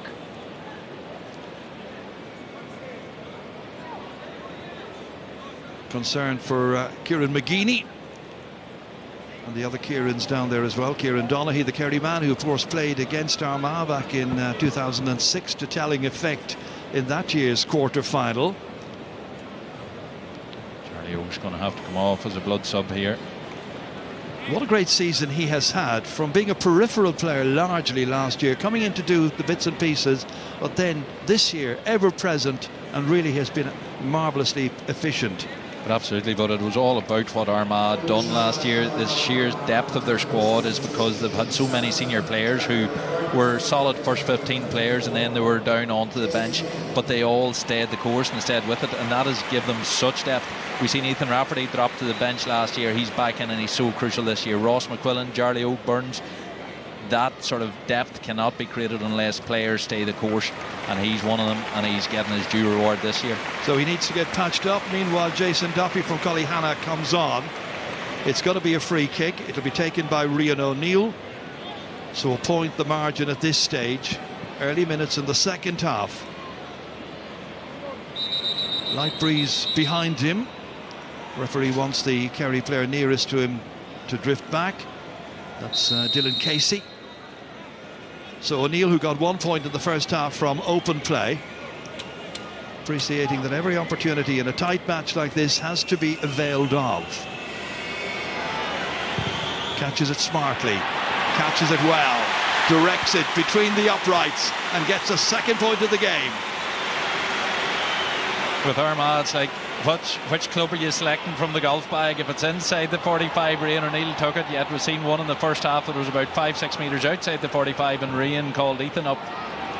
So that 2-pointer then results in a 3-point difference between the sides, and it's Rian once again who's got possession. Moves forward, looks for a support player. Grugan helping him out. Played back as far as Niall Grimley, the player from Madden. Calling for it on this near side of the field is Darragh McMullen, who made that bright start to the second half with his point. So Armagh's turn now just to hold possession here. Oisin Connaughty, a very good first half by him, 3 points. Back to McMullen again it comes. Switch there for Jason Duffy, first touch for him since getting his opportunity to take part in this match. Entire right side of the field is empty at the minute. Can they work that entire empty side? They're trying to. McElroy across to Connaughty, dodging inside, dodging back out again. Under pressure he kicked that one. It'll be a remarkable point. It's a great score by Oisin Connaughty, fourth of the day. Just brilliant play by Armagh. They emptied out that right side of the wing. Brilliant kick out by Shane Ryan. So 115 to 14 points, and suddenly 4 points between the teams here. Kick forward here by Dylan Gainey, trying to get Kerry going. David Clifford, they need a big performance from him. Outside the arc, it was Gainey kicking that one. He forced it in, and Gainey has put that one to the right and missed. Yeah, I was saying that Armagh attack emptied out the right side of the wing, and on one wing that Ethan Rafferty, who was signalling over to the players under us here in the Hogan stand to step back over midfield, and then he would be released up the wing, or that Oisin Connaughty, who obviously with his sheer pace running out into an open wing was always going to cause difficulty. So really well worked by them. Terrific score. Barry McCambridge now, goal scorer last year against Kerry. That was in an All-Ireland semi-final on a Saturday night that went to extra time. Anything possible when these two county teams meet in competition. Grugan, the goal scorer from the first half. Out on his right hand side he's got a support player if he wishes to use him, and that is Niall Grimley. Back inside here to McElroy again, rounding Graham O'Sullivan. Good power play here by Joe McElroy to Rian O'Neill, fending off the challenges there, getting in the kick before Murphy can arrive at him. What a kick it is as well. Super point by Rian O'Neill. That's 4 for him in this match, and Armagh lead by 116 to 14 points. Great Armagh play. Yeah, Armagh have started this second half really strongly. Jason Foley now from deep inside the Kerry half of the field. Dylan Casey, Murphy flicking it back there towards Foley again, and they work it out to Paul Murphy, to their captain Gavin White. Moved inside as far as Joe O'Connor. O'Connor kicking, needs to be on target. Has he got it? I think he has. Second of the day for Joe O'Connor. It's a reply they needed. They're back within 4 again. Yeah, important score for him, and again that's the impact of all the attention on Clifford and whatnot. You can sense the Armagh defence can open up for other players. Oh, that's not a great kick out once again, and that time it's Paudie Clifford who's got it. Gives it to his brother. Lots of defenders there in front of him. David Clifford kicking it, got to drop short, and Ethan Rafferty is able to get away with this. Fouled as he was coming out there by Dylan Gainey. Held his balance and composure and control. Out as far as Rory Grugan. Reaches Ross McQuillan. I haven't quite seen Ross McQuillan tearing forward as we have done in matches during this year's championship. Lots of time to go yet. Rory Grugan's going right through the centre, on as far as Ben Creeley. Creeley in the arc there, kicking right, but not kicking rightly, and putting it to the wrong side. 6 wides by Armagh, first of the second half miss that they've had. Quick take of the restart to Paul Murphy. Moved out quickly to Dylan Casey. Kerry in a hurry, lots of time left, but they want to try and bridge the gap quickly if they can. Joe O'Connor surrounded, had to let the ball go. Picked up in the end here by Paudie Clifford. Gets it forward to Joe O'Connor again, under a intense pressure there. Game has certainly picked up a notch in this second half, that's for sure. Absolutely, Paudie Clifford done so well that wee last bit of contact. He was under so much pressure and still managed a chip lift while surrounded by 3 Armagh men. O'Shea back here as far as Dylan Gainey. Retained there by Evan Looney. Out to Clifford again, that's Paudie Clifford. Gavin White looking to try and make this attack count for something. Turning it back here towards the midfielder Sean O'Brien. And then it's O'Shea, 8 points in the first half for Shawnee O'Shea. Looking for a good start in the second now. That's another 2-pointer for him. And that is 3 2-pointers in all he's had in the match. 10 points his contribution. Armagh 116, Kerry 17 points. Not a good kick out. Taken by Graham O'Sullivan. They're attacking again in force. David Clifford switched in quickly. Paudie Clifford trying to round several players, get the kick away on his left, and the kick, Cliffords have done well, and Paudie Clifford gets his first score since coming on as a half-time sub, and the lead now is down to 1 once again. Absolutely, and Dylan Gainey on a couple of those attacks whenever our Kerry's winning the Rafferty kick out, and there's another one, yeah, the Rafferty kick outs under all sorts of bother at the minute. Because the one man he's trying to get to time and again has been the number 14, Andrew Murnin. Kerry know that. They're putting the pressure on. They're winning that. And now they come forward again, looking to try and level the game or do better. Paudie Clifford once more, 45 metres out from the target. Joe O'Connor moving forward, dishing it back outside. Retained there by Evan Looney, enjoying himself at Croke Park. Shawnee O'Shea got that last 2-pointer. Back to Dylan Casey once again, the corner back, who adventurously carries it forward, and it's David Clifford now trying his luck from outside the arc and making it. David Clifford, his first 2-pointer, 3 for him on the day, and suddenly Kerry, from being 4 behind, are now 1 up. Yeah, one of the questions you get asked every now and then is Kerry not a team for 2-pointers during the league? They're all for goals and that type of thing. Well, they're showing today they're more than happy to take a few. And the same old kick out didn't work once more. Out to Murnin. Kerry have read that script. Here's David Clifford. Couldn't get around the 2 defenders that time. Graham O'Sullivan there supporting him. Played outside to Paudie Clifford. My goodness, they have missed his influence, that's for sure. Much different team in the second half, although they opponents, Armagh, the champions from last year, made the best possible start to the second 35 minutes. Now under pressure. Joe O'Connor in truth, looking for a channel there that he can get into, and that time the referee saw a foul. The combined influence of Joe O'Connor stepping up his game massively compared to the first half, and Paudie Clifford's introduction is huge here on either wing. Armagh have major headaches to figure out. The arm there of Joe O'Connor caught by Jason Duffy, the Armagh substitute. Shawnee O'Shea will be the one who will take it. It's amazing the swinging momentum that has come. Armagh were really dominant, went several points up, and then by the time Kerry got it up and got the kick out, crucially got the ball dead, put it on Ethan Rafferty's tee, and since then they've really hemmed Armagh in. Taking his time over it. Whatever breeze there is behind him. Catches it well, gets a white flag, and he's now on 11 points for the match. 11 out of Kerry's tally of 21 points. I would fully expect this one to be down the middle to Rian O'Neill's direction. I think you're right. Lining himself up to belt it down. Again looking towards the 2 midfielders, and it's caught by the Kerry man, but there was a push in the back there on Grimley, and Grimley gets away quickly. The stats from the kick-out so far: Armagh 13 out of 22 successes. Jason Duffy back as far as Grimley, leaves it up into the air, but outside the right-hand upright, and the second wide of the second half by Armagh. A bandaged Charlie O'Burns is back in, which will mean that Jason Duffy will be withdrawn. We might see him again a little bit later on. Brilliant, the homework done on Derry. I was mentioning about the Rian O'Neill because it's something we'd seen earlier on. Kerry physically were at him off the ball, so they had done their homework, knew that that was Armagh's maybe other go-to option.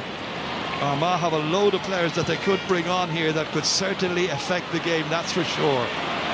We've only played about 11 minutes of the second half. Gavin White into the middle. It comes here to the ever-mobile Paudie Clifford. Back out to Brian Obiaglia. Swept out to the wings here. Gathered in by Sean O'Brien. Transferred back to David Clifford once again. Looking to try and get one if he can this time. Gainey helping him out. O'Brien feigns well, does well. Transfers it inside. Mark O'Shea has never scored in the championship. This man has, time and again, and he does it once more. 4 points in the match for David Clifford. Nice transfer here, good movement. Mark O'Shea was involved. Final assist for him, in for Clifford, doing what he does best. 22 points to 116. Absolutely. Sean O'Brien, Mark O'Shea wouldn't be the most lauded of midfielders, but they are doing a manful task in there today. 3 points the margin. That was an important catch there from the kick out by Charlie O'Burns.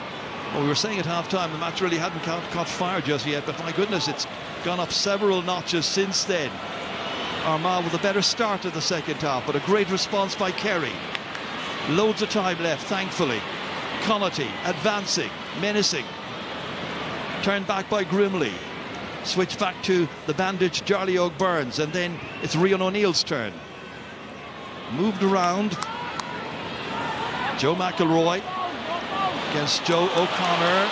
O'Connor gets in, a telling challenge there. Bodies clash, Kerry turn it over. Messy by Armagh, they overdid it. The elaboration doesn't work always, and out comes Joe O'Connor. Storming forward once again, runs being made ahead of him. Decides to go laterally instead as far as Evan Looney. Finally it is Paudie Clifford who gets his hands on the ball. Moving in here. Armagh retreat, great pass into Gainey. Gainey in there, down he goes. No penalty awarded. Waiting for the referee, and Armagh come away with it. Was there a push in the back? Out comes Ethan Rafferty. Armagh get away with it anyway, one way or the other, because the pass was in towards Gainey, and he might have taken a goal chance there. It's Rian O'Neill instead. Rian O'Neill took the ball on the other side of halfway. He was actually the third man up. Paul Murphy was nice and alert to it. Made sure Brendan Cawley knew about it. But this pass here, I think that pass was actually meant for Clifford. I was watching Clifford in a huge battle with Cambridge to get released for it. 8 points without reply by Kerry at this stage. This was Gainey, and there he was. Barry McCambridge's hand, like that has to be surely that's contact on the back. I would have thought so, but then the new rules and everything else that's new this year are penalties, still penalties. Yeah, I think Clifford's contact probably had Gainey starting to lose his balance, but certainly McCambridge finished it off. No penalty, but crucially the break up the pitch then was stopped by that breach of the third man. Off goes Niall Grimley, back on comes Jason Duffy. More changes coming up. Micheál Burns is coming in.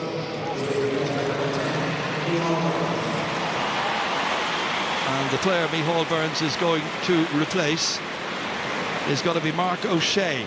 Contributed that last pass there, which resulted in the last David Clifford point, the fourth he has scored.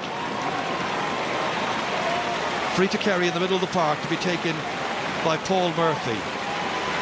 And Mark O'Shea, who did a right good job today, came on in the game against Cork in Porky Queen the last time they played them, and was badly needed that day.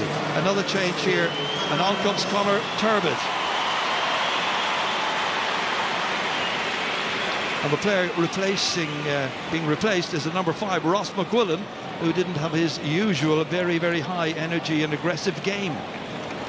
Unfortunately, that's what happens whenever you are such a prominent player as he has been all year. He, I would imagine, got the absolute full-on Kerry video work treatment. Back to Murphy it comes. And then it's Dylan Gainey who takes control of this. So will those changes and switches have the desired effect that the managers are looking for? Here's Micheál Burns, head down, hunched shoulders, going directly up the opposition. Worming his way in. Looking to try and get the first score since coming on, and he's got it! Micheál Burns left off the team, named on the starting 15, but didn't make it from the outset. He's on, and he's making his presence felt. Oh, what an introduction. He's a bag of energy. And again, it is misfiring today. It's such a big part of the game, as we know. Those kickouts just causing all kinds of problems, as Enda McGinley is suggesting there. And once again, it is Micheál Burns.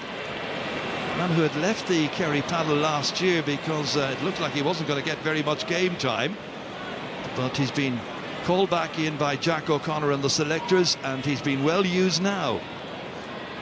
Shawnee O'Shea turning it back here towards Brian O'Biaglioch. Switched, caught a couple of Armagh players who went the same direction. He wrong-footed them. He hasn't wrong-footed this one. That's a second point by him. This is a great spell. 10 minutes now since Armagh managed to get a score. It's been score after score by the Kingdom. They lead 24-116. And the source is the kickouts. The source is massively the kickouts. There's the one now we've been waiting on. 20 minutes to go. All the way down it goes, and Kerry have won it again. Joe O'Connor taking it back there from Graham O'Sullivan. He's had a savage second half so far, Joe O'Connor. Sure has. Dylan Gainey popping up every few minutes here to create problems for the Armagh defence. Back to Paddy Clifford. Over to Brian O'Biaglioch. To the man who was the star of the show in the first half, Shawnee O'Shea. Evan Looney. Again, it's that man, Micheál Burns. 29 years of age from Dr. Crokes. Evan Looney.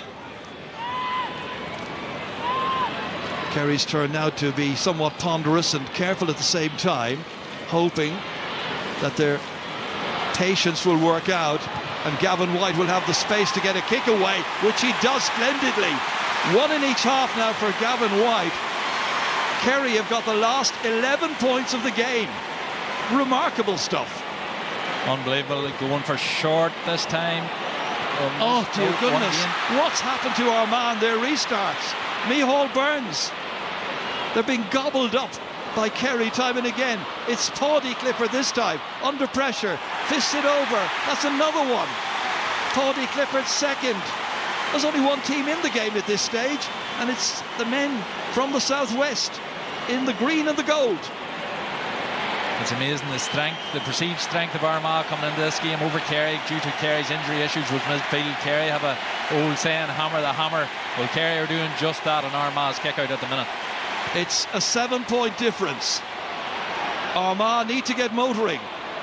Their title from 2024 is on the line very much at this stage. And David Clifford looking to try and make even more of an impact, making an angle. It's a fantastic shot by David Clifford, largely anonymous in the opening 35 minutes. He's magical, sparkling at this stage. That's 5 points he's now scored, and Kerry are running riot at Croke Park in this fourth football quarter-final. Brilliant score, and look at that. There's the fist of the crowd, and again there was a rallying cry that went out from the Kerry players for the supporters to get behind them and get up here to Croke Park. They have travelled in bigger numbers than I've seen them at a quarter-final stage in a long, long time, and they're getting just rewards from the players at the minute. Aidan Forker, the captain from last year, comes on in place of Tiernan Kelly. They're in real trouble. And Micheál Burns trying to make it even more difficult for the defending champions to get back into the match in a meaningful way. Dylan Gainey holds. Well, the questions were asked beforehand about all the absentees, the injuries and so on that Kerry had experienced, and how will they plug the gaps. Well, they've managed to do it, but then Armagh have also to an extent played into their hands, as Enda's been mentioning. Those restarts have been their downfall by and large. Crucially though, this is such a, and we've seen it over the weekend already, a 6-point lead. Now I know this is 8 points at the minute, but we've seen 6-point leads in particular. It's a psychological place that teams are not used to. Previously, for the past 10 years, you're home and host, or for longer than that, you're home and host if you're that far in the lead. If you lose momentum, teams can chase you down. So Kerry have to keep control of this game. They have to keep pushing on. It's back out once again towards Shawnee O'Shea. There is an awful lot of time left, 16 minutes. Out to O'Biaglioch once more. No pressure on him because Armagh are drifted back towards their own 40-metre arc. So Kerry are able to hold possession, take it at their ease. Seconds tick away. Once again, it's David Clifford. Moved over here as far as O'Biaglioch. Shawnee O'Shea. Remember, he's got 11 points on their tally, 27. Huge score put up by Kerry. So where is the Armagh response? Armagh just cannot get hands on ball. Like the last time, I know they've been bit on kickouts, but even just turnovers, they're not getting turnovers or kickouts. They haven't had meaningful hand on ball for such a long period in this game. And it's Graham O'Sullivan, cornerback, come half forward, come scorer, come whatever you like yourself. And that's a second point. And it gets better and better for Jack O'Connor's team. And they're about to make a double substitution, it would appear. Micheál Burns has to come off. He's got blood coming from him, and Brendan Colley has sent him to the lane, so that'll be one of them anyway, a blood sub. Dara Moynihan is coming back in for Kerry as a replacement for Micheál Burns. Had been off the panel, but in now for his 28th championship appearance. Very good player to be able to bring on, but Micheál Burns requiring the attention. He certainly made an impact since coming on. And what can Kieran McGeeney get from his team for the remaining minutes of this side? That cast on Soupy Campbell's arm is just such a price for Armagh to pay. He would always get 2 points at least, and as you mentioned earlier, they would lift the game heading towards home. Charlie O'Byrne's now hoping to be that big influence. They need scores. They need to get the next one. Duffy, here's a chance. Murnan hit it, and it's gone off a defender. Didn't really catch it properly. It's gone for a 45. This was promising.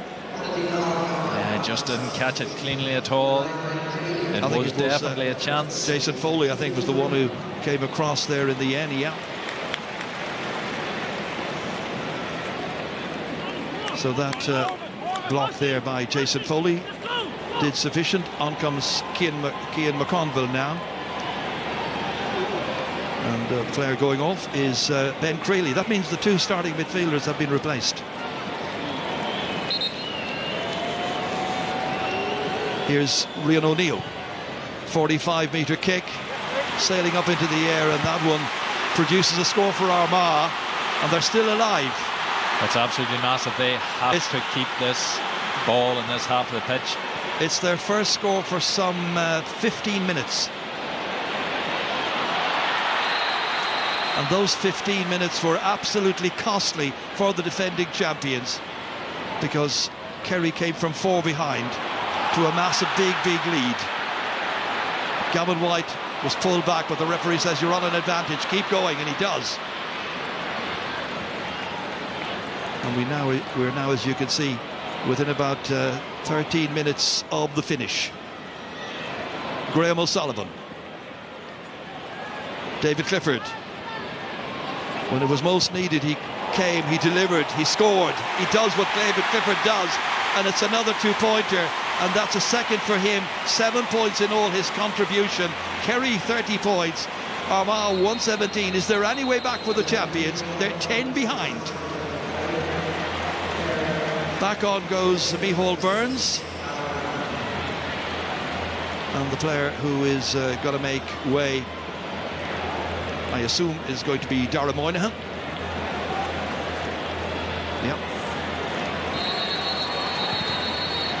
Dara, who played in the Meath game, which was the one dark patch on the Kerry scorecard this year, defeated by the team that won the first of the quarterfinals here this afternoon.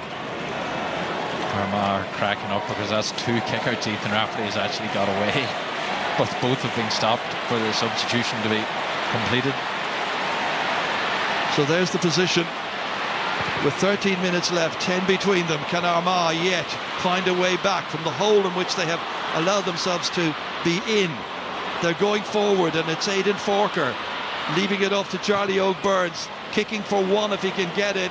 He's put it away left, however, and that is 8 wides, 3 coming in the second half by Armagh. Really poor wide by Charlie Oak. Their fans had travelled here in huge numbers from early morning to Croke Park, confident that they would be able to take on and beat the Munster champions, the league champions as well. Since these quarterfinals were introduced back in 2001, Kerry have been in every quarter-final, and now looking good for a semi-final place unless Rian O'Neill and company can do something special. Oisin Connaughton chipped nicely forward here for Cian McConville to come on to. A goal would do nicely if they could get it. They need it. They need something special. That time it was Shane Ryan standing up strongly. They'll go again. Oh, another fine save that time. A real rasping shot. It produces a point. But this was marvellously done. Double save there. That's the first one. And this one here, he got his fingertips to it. Yeah, brilliant by Cian McConville. In fairness, that's exactly what you want your subs at. Really sharp hands there to release the first goal chance, and then reacting quickest to the ball to the save and hammering it over the bar. Well done. So McConville has made it a 9-point game. And with the 2-pointers that are in this new set of rules that we're enjoying during 2025, yet to be firmed up, of course, at special congresses in October. But right now, going well for Kerry. They're enjoying themselves, holding on to their lead as best they can, and a very sizable lead. Evan Looney, Jason Foley. Armagh have been so unbelievably consistent this year. Yes, they've had a couple of defeats, but the performance level has rarely ever dipped. The second half, things have went worse for them than I've seen at any other stage. Under pressure again now here. David Clifford holding it up. Doesn't need to do anything terribly fancy at this stage.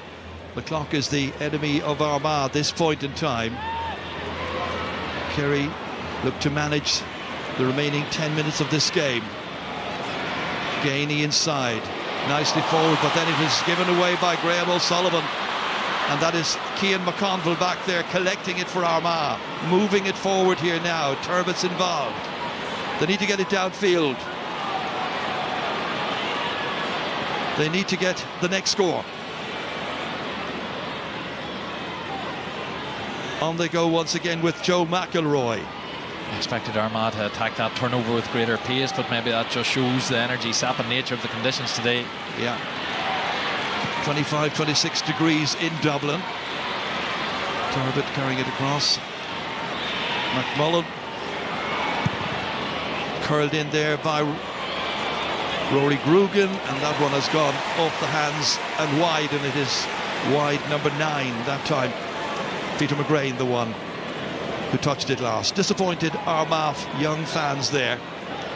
Yeah, unless a major spark comes, Armagh's looking deflated there.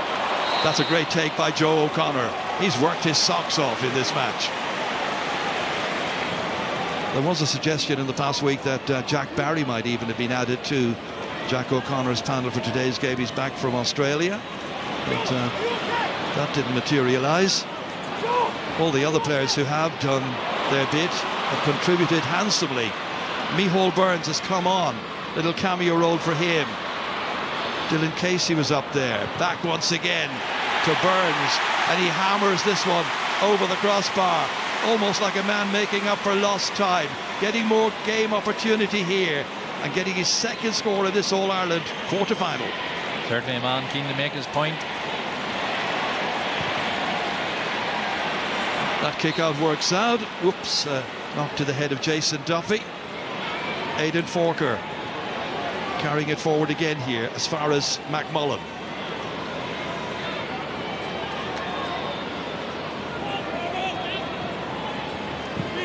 Looking for serious options inside there. Turbot is one. Nobody really in an old-fashioned number 14 there, in there waiting for it, however, to just cause some bit of variation in the way in which they approach each attack. Connaughton, 4 points so far. 2 more here would do very nicely. He's got it. 6 for the day for Oisin Connaughton. And now the margin is down, 31 points to 23. Yeah, he's been a man much quieter in this second half, where the likes of Joe O'Connor has really stepped up and produced a huge second half performance. Oisin Connaughton, so prominent in the first half, has been kept much quieter. Evan Looney is actually picking him up. Looney's got himself a yellow card. I think I saw Killian Spillane coming on. There he is. Must be wondering what he's got to do to get more game time. Coming on to replace Dylan Gainey.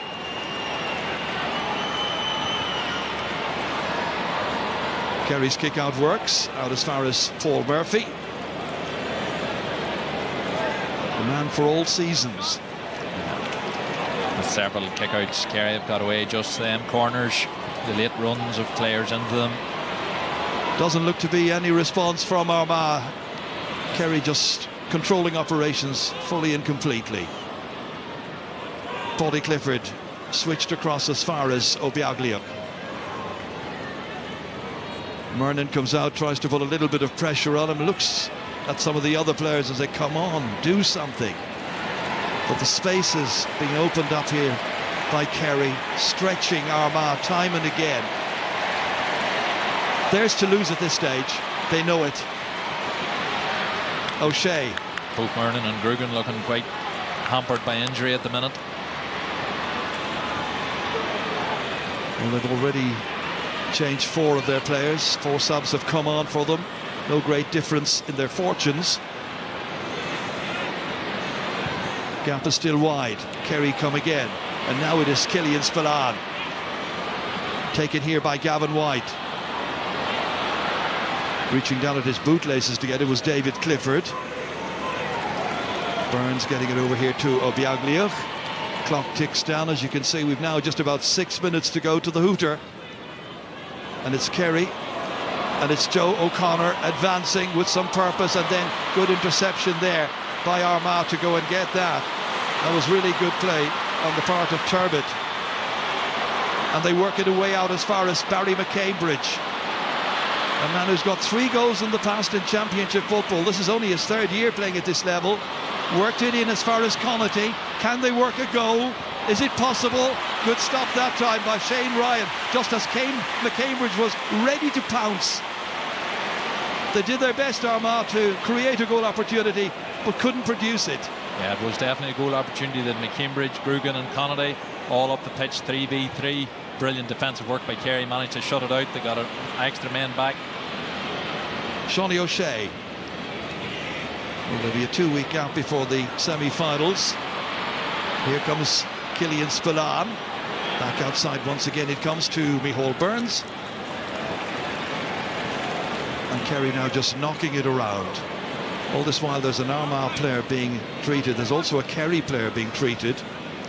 Play continues, but they're in the other half of the field. Burns chucks it into the corner once again to Shawnee O'Shea. Did so much of his good work in the first half when it was badly needed. Remember, Armagh led at half-time by a point. Struggling right now against David Clifford and company. Shawnee O'Shea looking at the target, eyeing it up, firing it in with decisive skill and accuracy. He's got 12 points for the game. Magnificent contribution, and he makes it 23 points to a goal and 20. That's 32 points to 23. That was the goal effort again. Yeah, absolutely, and Shane Ryan done well. Out strong, there's crossover for Barry McCambridge to put in, but what a second half from Kerry. Even the first 10 minutes was actually all Armagh. The momentum was completely with Armagh, but then Kerry stepped it up to a gear that we have not seen from them all year, and they've been relentless since then. Armagh look tired. They've got several players on the pitch that look to be carrying knocks. They're already down maybe 4th sub. So unfortunately for Armagh, it would look as if their race has eventually run. Peter McGrain got a yellow card for that incident you saw there. We've just seen Shane McPartland come on. A very disappointed looking Kieran McGeeney. It was always going to be a very, very difficult ask to win All-Ireland's back-to-back. That has been the story, apart from the Dubs and their 6 in a row. Paddy Burns. 4 minutes left before Kerry can celebrate. They're 9 points in front at this stage. Jason Duffy. Quality involved. In for McMullen. Still a possibility. Here's a jersey pull there. Quite blatantly. It was Colm O'Neill who had his jersey pulled. He's come on. Paddy Clifford, the player involved. Armagh will have the free kick just outside the 13-metre line. Referee says to the Kerry players, back you go. So can they get a late goal here? Rian O'Neill, 13 metres out, against the might of the kingdom, boots it at them, they stand firm, they get it out, and it's Jason Foley who's prepared to suffer the injury there as he takes it out, but he fouls as he was coming out, and it's got to be another free for Armagh. So once more it'll be Rian O'Neill. Bit of late excitement for Armagh fans, but the game is pretty much up where they're concerned. Behind at this stage by 9 points. So he goes again then. Goes short. Work back in. And again, good block this time. That was Shane McPartland's effort, and that one's gone for a 45. Nothing coming of this. McPartland did his level best to try and work it in, had a go, but lots and lots of bodies there denying him. I think Micheál Burns was one of them. 45 to Armagh. Well, they won a great championship in 2024. Not too many people would have marked them down as favourites at the beginning of the championship, that's for sure. They came back strongly in this one. They're still battling, still trying, still hoping for the level best. McPartland in there, and eventually it's Joe O'Connor, bends his back, takes it out, and Kerry now with about 2 minutes to go before that hooter will sound. Micheál Burns, and they'll start making the preparations for 2 weeks' time, and the semi-final of the All-Ireland Championship. Who they'll be playing, we'll know when the draw is made later. This weekend is just testament to the nature of our new season and that sort of long road that it is, and the fact that nearly all teams will take what will feel like really hurtful defeats, really damaging defeats and poor performances, and it's all about how those teams regroup. Kerry's performance against Meath and the soul searching went on down there is a big part of why they've produced what they have today.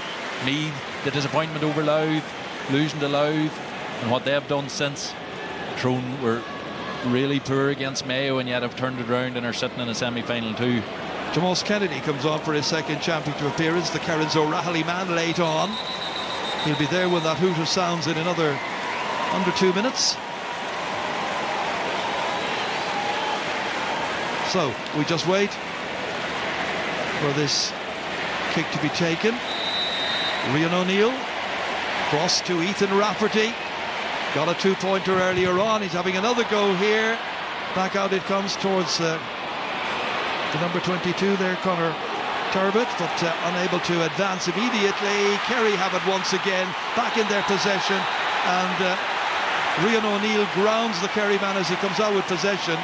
A black card in the circumstances, but so late on, with only about 90 seconds still to go. Tension spilling over there from Armagh's players. Deep frustration at this stage. A yellow card for Rian O'Neill rather than a black one.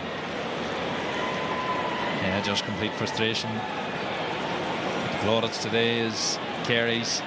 They've produced a fantastic performance, particularly with their middle third, which was the biggest question mark for them. There we see the pull down by Rian O'Neill, but as I say, it's frustration now for Armagh, disappointment, but what a run they had. And yes, it is only a quarter-final, but the effort and how close they were to get back up to that level of going back-to-back was remarkable.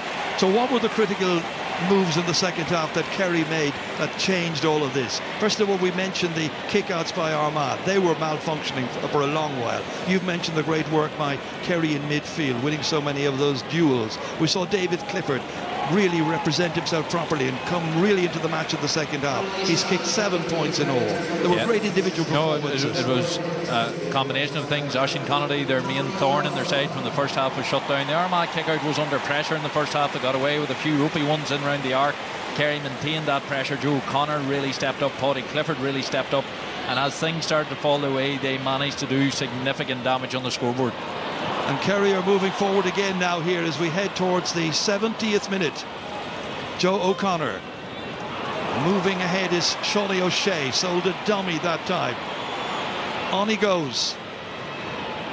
Looking to transfer it to a colleague, and that colleague on this occasion is Micheál Burns. Quick punt forward here as far as Killian Spillane. Would love to get among the scorers. Chancing this one.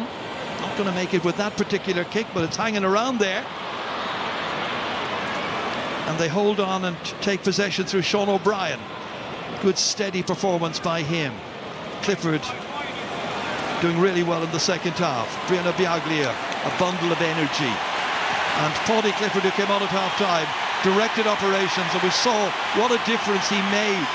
That presence of Paddy Clifford out there alongside his brother meant so much for Kerry. And now Killian Spillane comes in here. So much talent, so much ability. Micheál Burns, one last chance maybe? Well, that one has gone out to the right-hand side. It's only the second wide by Kerry in the second half. The hooter is about to sound, and it has been a very, very worthwhile victory by Kerry, who beat Armagh by 9 points, and they can afford to kick it out of play now, save their energy. Well, the referee has seen a foul, so maybe there's a free kick coming up first. They'll have to delay their celebrations, at least for just a moment. Cian McConville scored a point earlier on, and that's a high challenge there. Needlessly done by Jason Foley. It's booted over the bar. It's a late point scored by Rian O'Neill, his sixth, but the game is up, and Kerry have dethroned the champions from 2024. There will be new champions this year. Will it be Kerry and Jack O'Connor? They're in the semi-final now for the 5th successive year. They've had a fine victory here on the basis of a very good second half performance where David Clifford contributed 7 points and led the way. They had so many heroes, so many stars, and they have won this match, beating the champions from 2024 Armagh, and beating them well. Kerry are a county, one of their traits that maybe is overlooked. They do vengeance really, really well. They do not take getting defeated, particularly in Croke Park. They do not take it well, and they come back with your name chalked in a wee black book, and they look forward to the chance to get back at you. They came back underdogs today, again underdog. Kerry underdogs in Croke Park, not something they do. They rose to the challenge today in serious fashion in that second half. Put Armagh to the sword. Armagh were off colour in that second half. Kickouts got into all sort of difficulty, but look, credit today is Kerry. They have probably statement win of the weekend. Yes, Meath's win is probably the bigger turn up for the books, but Kerry's is probably the bigger statement in terms of where Sam might go. They produced some real magic. Don McGarrett, one of their selectors there. Disappointment for Armagh. The championship is gone for them, but for Kerry, they move on. The semi-finals beckon. Final score here at Croke Park in the fourth of the quarterfinals. Armagh 121, Kerry the victors, 32 points. Well, Tomás O'Shea claimed he wasn't cocky on his way into Croke Park this morning. I would beg to differ. You're pretty cocky now. Enda McGinley says you do revenge well down in the Kingdom. Yeah, Joanne, it's one of the best team performances I've seen from Kerry in 3 or 4 years. Their backs were to the wall. Nobody, including half the people in Kerry, were giving them any chance. They absolutely gave a performance. There was some lads out there, the Dylan Casey's, Brian Begley's, Gavin White's, Sean O'Brien's, Graham Sullivan's. They were men today, and they performed heroically. They absolutely demolished Rafferty's kickouts. Armagh made a bad mistake stepping back off them, because there's no team in the country that will play football like they do if they're allowed, and I think Armagh allowed them play that football there in the second half. But all credit to them. At the back they were heroic.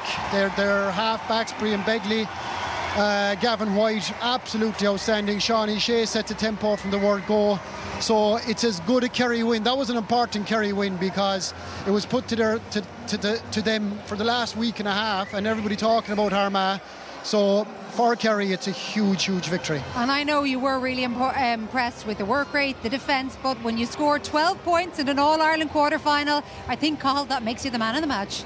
Yes, Joanne, thank you very much. We're down here pitchside with the Allianz man of the match, and that's Kerry's Sean O'Shea. And to present Sean with his award is Sean Doolan from Allianz. Sean, congratulations. What a performance from your team. You must be delighted to be into the semi-final. Yeah, we're over the moon. As soon as we saw the draw last week, it was one of those weeks where you're struggling to sleep. It's the last half, you're going to bed every night. You wake up every morning. There was a special energy in the group this week. We were written off. People weren't giving us the hope, even down at home, but we have a really tight group there. Nobody knows what goes on inside in our dressing room. The fellas that are inside there, you know, we love each other. We're just a really tight group. I think that showed there today as well, and just we asked the crowd to get behind us as well, and they really got behind us today and made a difference there in the second half. Is that one of the best Kerry performances you've been involved in? I don't know, I suppose. We just said we'd throw the shackles off and just go out and express ourselves, and you know, we were coming in as underdogs here today. Armagh are obviously incredible All-Ireland champions, so they were flying all year. We knew the challenge, but that second half we really turned the screw. Thought Joe O'Connor there in the second half really stood up. Cliffy as well got a few lovely scores there in the second half, so we just turned the screw. We got impact off the bench, and we're just looking forward to getting home now, bouncing down the road, and looking forward to 2 weeks. Does the squad feel to you now that it's getting to its strongest position nearly at the crucial time of the year? Yeah, I suppose people have probably talked about our squad and said that we don't have strength and depth, but we showed that today. I mean, like Evan Looney coming in there for his third or fourth championship game after 10-15 minutes and just like a duck to water, like nothing fazed him. Some massive turnovers, massive hits, got on loads of possession, so we full faith. We know the standard of our squad. We see it in training every week. We just can't wait to get 2 more weeks out of them. Yeah, another big game to come now in 2 weeks. Yeah, exactly. Like we know we'll have to park this now when we get home tonight and just get the bodies right again, get back into training and focus on 2 weeks' time. Okay, Sean, well done. You're the Allianz man of the match. Well done. Yeah, thank you very much. That is some fight from Sean O'Shea, not only just on the pitch but also in his words as well. Also, that semi-final draw is coming up on this programme very, very shortly, and what Sean O'Shea and Meath and Kerry should know is that those two teams will be drawn against either Donegal or Tyrone. So it'll be Kerry against Donegal or Tyrone, or Meath against Donegal and Tyrone. Lots of fight there, Lee.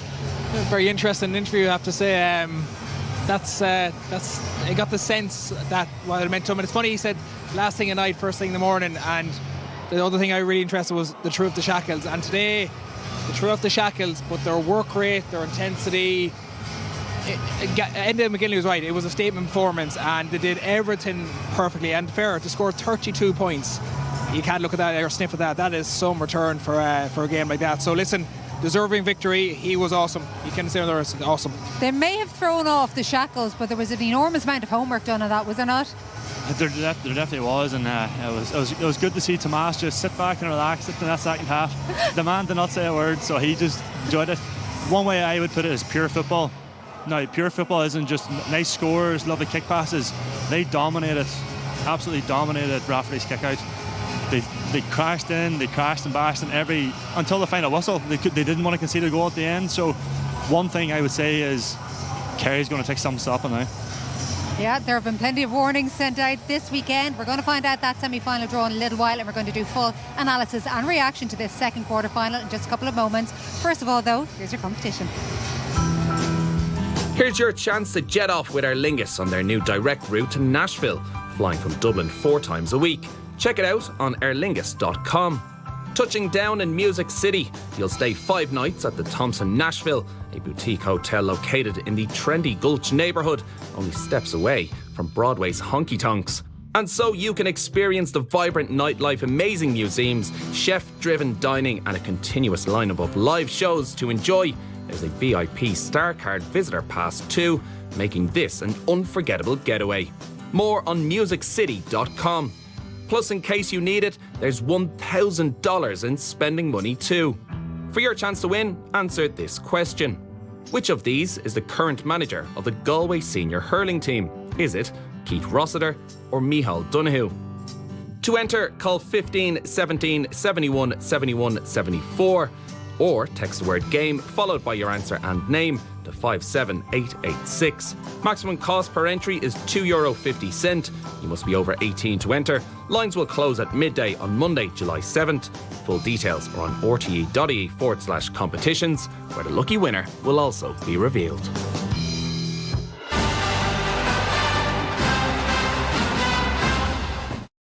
AIB, proud sponsors of the All-Ireland Senior Football Championship.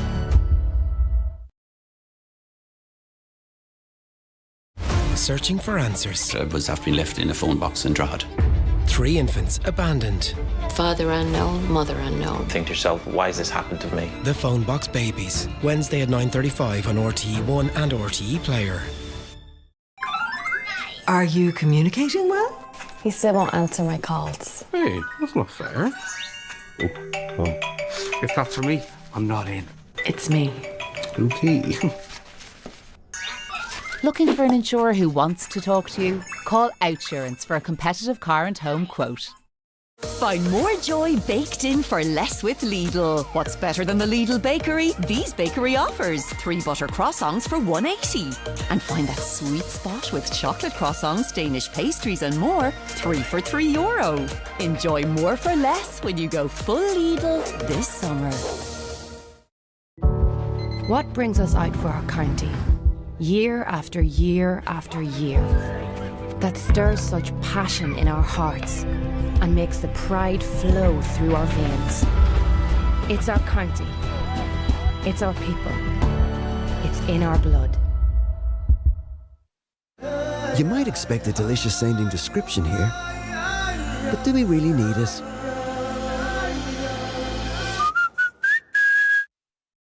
The Harry Corrie Summer Sale is now on, with great savings in store and online at harrycorrie.com. What's it like having Sky TV? Well, it's pretty extraordinary. That's the story on the street.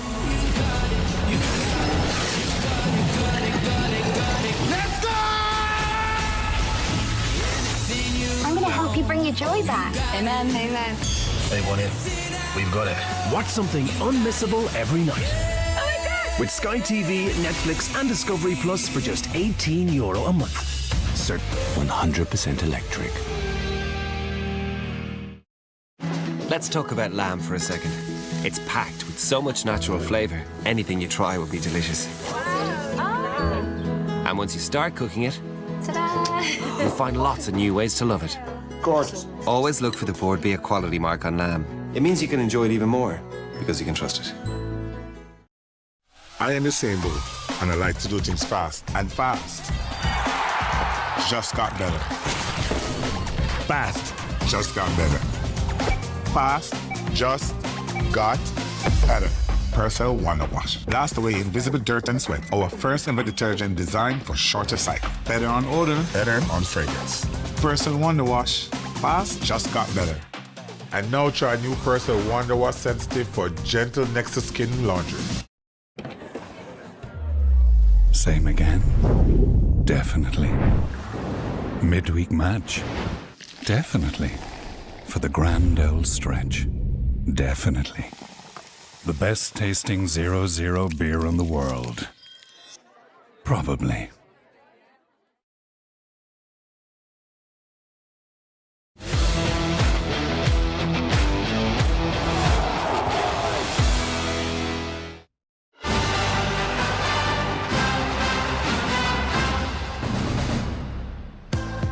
What a day at Croke Park. The 2024 All-Ireland champions are gone, as are the runners-up.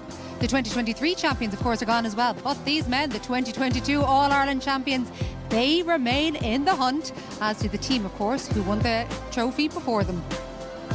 Kerry victorious this afternoon in the second of the All-Ireland quarter-finals on a Sunday afternoon. Meath already through to that semi-final draw we're going to have in a little while. Here is the final score. So much damage done in that second half, so much damage done on the Armagh kickouts. 32 points to Kerry. What a total to put up for them. Here are some of their own the key stats. If you have a look at the kickouts won, the own kickouts won, only 19 out of 33 for Armagh.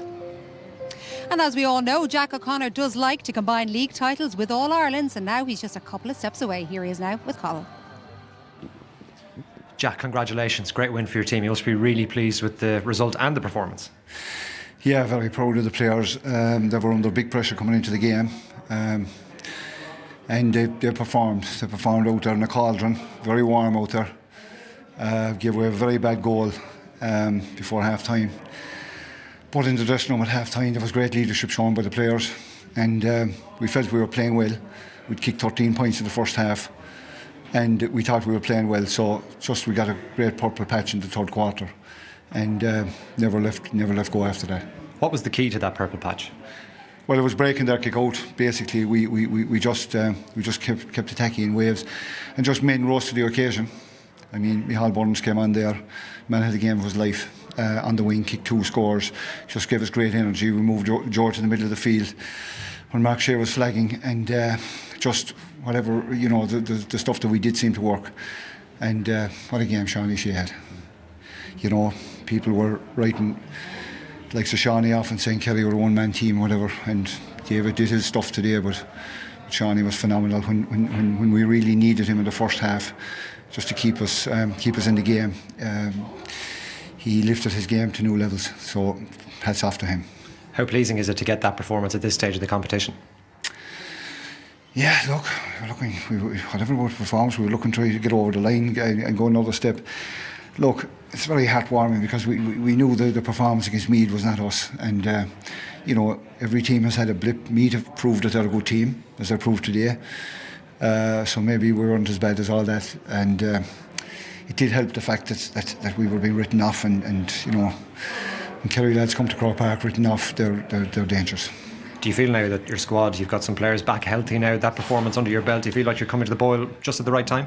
Well, we still lost Tom Sullivan there today, but getting Paddy on the field and him playing so well, it was a huge bonus for us. He's missed a huge chunk of time. But there'll be a lot of sore bodies out there, 1 or 2 knocks picked up, and the 2 boys, Paddy McQuinn and Jimmy Gallum will be busy next week, but just delighted and relieved. Thanks to the Kerry support for coming out in big numbers today and making their voices heard. That's what we want. We want the Kerry people to get behind this team, and after today, they should be very proud of that team. Jack, thanks very much. Well done. Thank you. That was brilliant analysis from Jack O'Connor there of the entire game. She's very open and honest, isn't it? It's very unusual. That just shows how much it meant to them. Really did. As I said, Tom was more quiet than that sitting up there, but that was brilliant. It just shows, as he said, when Kerry are really put under the pump from the outside noise, what they can actually do and come up here, and no better day than today in Croke Park with the weather like it is suits their footballers. So that 14 in a row, that's where Armagh were destroyed, and how much of it stemmed from they just got so on top of Ethan Rafferty's kickouts. Yeah, we spoke about it before the match, the middle 8, and we questioned, with the injuries that they had, would Mark O'Shea and Sean O'Brien, who actually started at midfield, would they stay the test? I think they did. They answered that brilliantly. The main thing, I think, Joanne, it's one thing forcing Rafferty long, it's another thing winning the ball, but it's another thing altogether to make sure you're converting scores. And I don't know what their shot efficiency is, but it's off the charts there today. And I think the most pleasing aspect for Jack O'Connor was, he mentioned it there, David Clifford had a great game, don't get me wrong, but he wasn't the main man today, and he didn't need to be the main man. Joe O'Connor put down a statement at the start of the second half, banged over 2 scores. Gavin White banged over scores. Brian Begley came up and banged over scores. So I think the leadership and the confidence they will gain from this. But it all stemmed from that middle 8, and absolutely, I haven't seen Rafferty, and don't get me wrong, he's probably the best goalie in the country at the moment, absolutely smashed. And not only smashed, but they made everything count. And that was the key thing. They didn't give Armagh, once they put their foot on the throat, they stamped down on top of it. And that was the most pleasing aspect from Jack O'Connor and Kerry. And it was a platform, because Connaughty was causing trouble up the other side. And don't get me wrong, I don't think Armagh were at their full in terms of strength-wise and attack-wise. Connaughty was constantly a bother. Anytime the ball came up, they looked threatening. But it was just winning primary possession was the basis for that whole second half performance. And we know that Jack talked about the impact of Michal Burns when he came on. What effect did Paddy have when he came onto that field? Look, I guess before the game we chatted about the Armagh bench, but to be fair, Kerry came to the fore today. Michal Burns came on, kicked a couple of points, but I don't know how many possessions that man had in the second half, but there was just a calmness. Anything he'd done, he just dictated. He was a quarterback. But he's not only a quarterback, he kicked a couple of scores as well. Like, he has that attacking threat. So it just shows you the importance that man has in the pitch, not only to connect with his brother David, but he just makes that team tick. We heard, I think it was Paul Gainey, wasn't it, early on in the championship, who was asked about Kerry and not really being that fussed about 2 pointers. He said, we'll take whatever we can. In the Munster Championship, played 2 games. They won them easily, but they only got 4 2 pointers across the board. A few weeks ago against Cork, all of a sudden, they came up with 7. Since then, they've had just the 1 against Meath, but things seem to go wrong against Meath. 4 against Cavan, and then 5, 6 against Armagh today. Yeah, 6 key ones. And Sean O'Shea, I think, Jack mentioned it, he was the key guy setting that tone. I love this one here as well. Like, Sean O'Shea gets it and he just cuts back on his left foot and swings it over beautifully, and that set the tone again second half. The guy did it all in the first half, he comes out second half and does that. But again, Kerry just plotted the whole second half. We said it like Armagh let them shoot. They were letting them take these 2 pointers, you know, and to be fair, a team like Kerry, you're not going to turn them down, and the fact they got 2 6-pointers, that tells its tale. Just tell us a little bit more about that. Is that because of the zonal defence that Armagh have in place, that they're just back off them, just back, yeah. They sat back. I've never seen an Armagh team. They weren't aggressive. They weren't chasing down fellas. They actually sat back off them. And the lads today, you just don't sit back off a team that are on song. I've never seen them as song, and nobody would have seen it based on what we've seen before. But I just felt that Armagh were that little bit passive, waiting for them to come inside. Kerry weren't waiting. They were banging them and pinging them and scoring. That's why you have 32 points in the Joe. I think, and I think a major thing here, before this week was out, everybody, family members, everybody was writing off Kerry. This week, wait for it now, and this is where Jack will come in. Jack will come into his own here. They will, by the time they're back in Kerry this evening, they'll be under no illusions. That could be back to the way it was last week if they lose the next game. So his biggest challenge, and it'll probably be done before they leave the stadium, is grounding him. That's where his experience will come in. Armagh did have a number of goal chances early on in the first half as well. What about Shane Ryan's performance when they were under pressure? Yeah, look, I guess half-time came at a good time for Shane Ryan after conceding that goal in the first half, but he put in a monstrous second-half performance. Not only his kickouts, he had a very good high percentage in his kickouts, winning primary possession, but 2 or 3 great shot-stopping saves. And to be honest, Shane Ryan is probably underappreciated of how good he has been over the last couple of years. Shot-stopping, under high balls, he brings a calmness to the defence. This one as well. Most keepers would maybe it's the next one. This one, he just comes and flips it over the bar, but it's the next one. It shows you the confidence of the man, that when things are going well, like, he just comes to the fore. But Conor, the honesty and effort of Kerry, they're the pride to get back. They're trying to make the effort. They're fighting, scrambling. Like, this is a great read by Shane Ryan, but the numbers are always back, and to have the clear goal chance, Armagh didn't have it, bar the one mistake, and that's just the intensity, their energy and their attitude for the full game. And they celebrated every turnover or a save like it was a score, and that just showed the statement of a 10 from Kerry all day.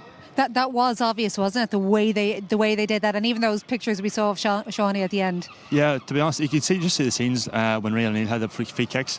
Well into the game, 70 minutes. It wouldn't have mattered if they had scored, but they were just not conceding the goal. And Jack O'Connor's voice and his tone after the game, you can tell how much this game meant to him and how much they invested in this week. It was funny because you were talking about how Jack will have them back down to earth by the time that they reach Kerry. One of the earliest things he did say in his interview, even though he's very upfront and honest about the good things that happen out there, he did point out the few mistakes. He talked about the Armagh goal and what a poor one it was to give away. Yeah, don't get me wrong, there'll be areas where they'll look at, and we spoke about all day long, actually, we spoke about how teams are, when they're scrambling back, that the defence is wide open. But I think it was, and he mentioned it there, it was the third quarter. They did so well without Paddy to get to half-time. I didn't think Armagh were on it in that first half, and I know the lads were thinking differently, but I didn't think that they were really, really threatening. Rian O'Neill had scored a couple of points, but I think it was that third quarter when they really put the twist on it. And I know we'll say Rafferty was smashed, but it wasn't only Rafferty, because it's not only the goalie, it's the lads outside that were moving around. It was just Kerry had them pinned in and were competing, and everybody saying that they were so weak at midfield, they just turned it and they hammered the hammer. Absolutely. But they had their homework done. Like, people say it was a malfunction, but it's the homework Kerry had done to do that. Yeah. Like, they recognise where the ball's going, they got the numbers there, and they smashed them time and time again. Yes, and both on the Armagh midfield, like, they both got taken off after 55 minutes. So if you're going into the game and you do that to the Armagh midfield, you're doing something right. Absolutely. And let's get some more reaction from Kerry. Here's their fullback, Jason Foley. Jason, congratulations, great performance from your team. What's the dressing room like in there? You just come out. Yeah, obviously it's just very very proud was a lot of tired bodies in there. It was fairly attritional game. It was tough. It was very humid out there, so bodies are tired, but great sense of satisfaction that we were able to put in a performance that we're proud of. There was a real ferocity to your performance today. Was that built during the week and maybe some people writing you off in some quarters? Yeah, I suppose. It's when you're writ off, it adds a bit of fuel to the fire. But look, I think since the Meath game we got a bit of a reality check and we kind of went back to the drawing board and we worked on a few things. And I think since then our training and performances have improved. And we're just delighted that we were able to get a performance out there today. What was the message at half time? Because the first half was very close all the way through, but then you put on that spurt in the third quarter and took over. Yeah, I suppose the message was the same as it was before. Just do the basics very, very well. Keep up the aggression and the intensity, and just do the simple things and get the right players on the ball and in the right pockets and take our chances when they come. And then obviously try be ruthless to the other end and deny them as much as we possibly could. So the message was very, very clear. We had to go out and replicate the performance in the first half. Can you talk to us a little bit about the approach now with the opposition kick out and the way that you attacked that in that period, because you really dominated on break ball and clean ball in the middle? Yeah, I think there's not a lot to it really. I think a lot of it's just intent, going after it, just trying to read the keeper where he tends to put it, and then when the ball is in the air, going after it, and then obviously getting the bodies in the ground to pick up breaks. I think it's very, very simple, and we simplified it, just went after it, and got our rewards at times. Do you feel like the squad now is in a really good place? You got some bodies back in today as well? Yeah, it's in a good place. It was in a good place this week before the game, and we knew we could put in a performance, and we didn't. Hopefully we'll get a few more bodies back now. That'll help us for training Wednesday night and onto the semi-final. So, brilliant. Very good. Jason, thanks a million. Thanks a million, appreciate it, thank you. Well done. Thanks, Jason. In case we were ever in any doubt, you can tell that Kerry were very, very hurt by that Meath performance. And of course, the way the draw works out, that could well end up being the All-Ireland final. We have the draw for the last four coming up next.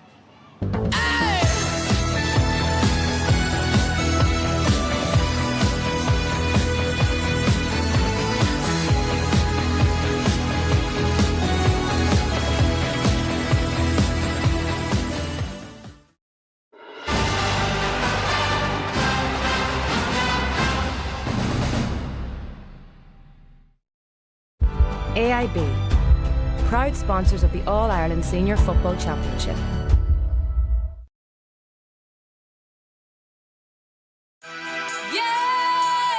UEFA Women's Euro 2025. I'm happy and I know I'm winning. Who will get that all-important winning start? I'm happy and I know I'm winning.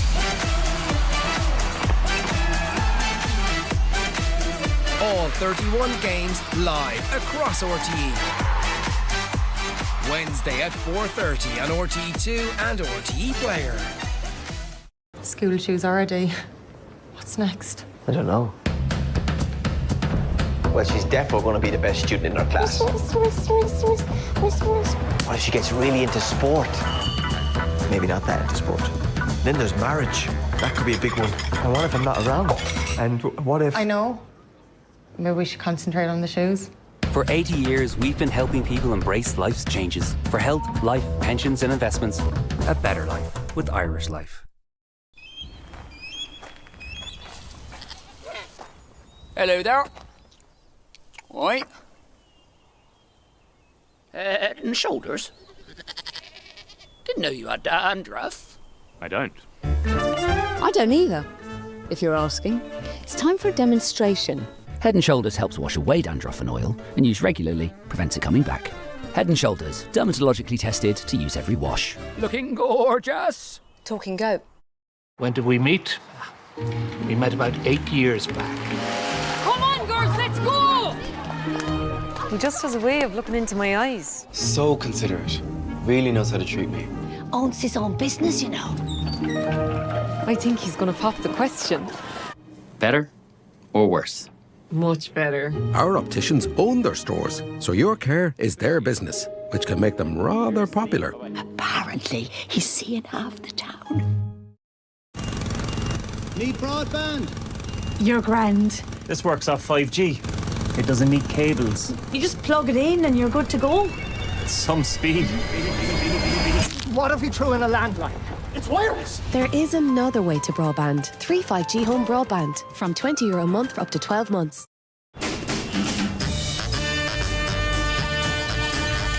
Ho Lewis o hosíonn tú ag sábháil airge.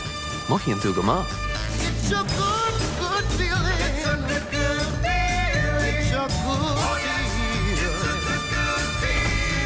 Le breis agus céad blin, tá cuigilte stáit na hÉireann na ceall le daoine airgid a háfáil. Cuma céibéad airgid, agus cuma cén táchar ama. Cuigilte stáit na hÉireann. Is mothú gan na é. Switching to outsurance could mean savings on your car insurance. My name is Dave. I'm from Dublin. So I saw the ad for outsurance on the TV and I said I'll give them a go at the time of my renewal. I saved €178 with outsurance. Savings are really, really important, especially when everything is going up at the moment. The out bonus is great because I get 10% cash back, provided I don't have any claims within that period. Real people, unreal savings. Outsurance. You always get something out. Here are the boys. How are we? Will you have a pint, Gareth? Sure can always take the quiet road home, huh?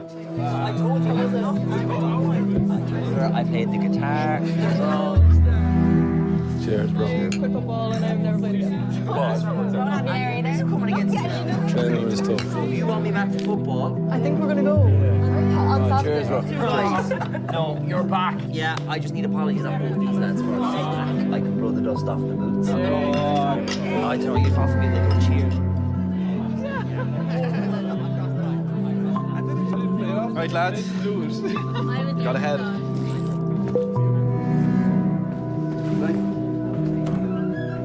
Good night, bro. Stay home, right? Yeah, Steph.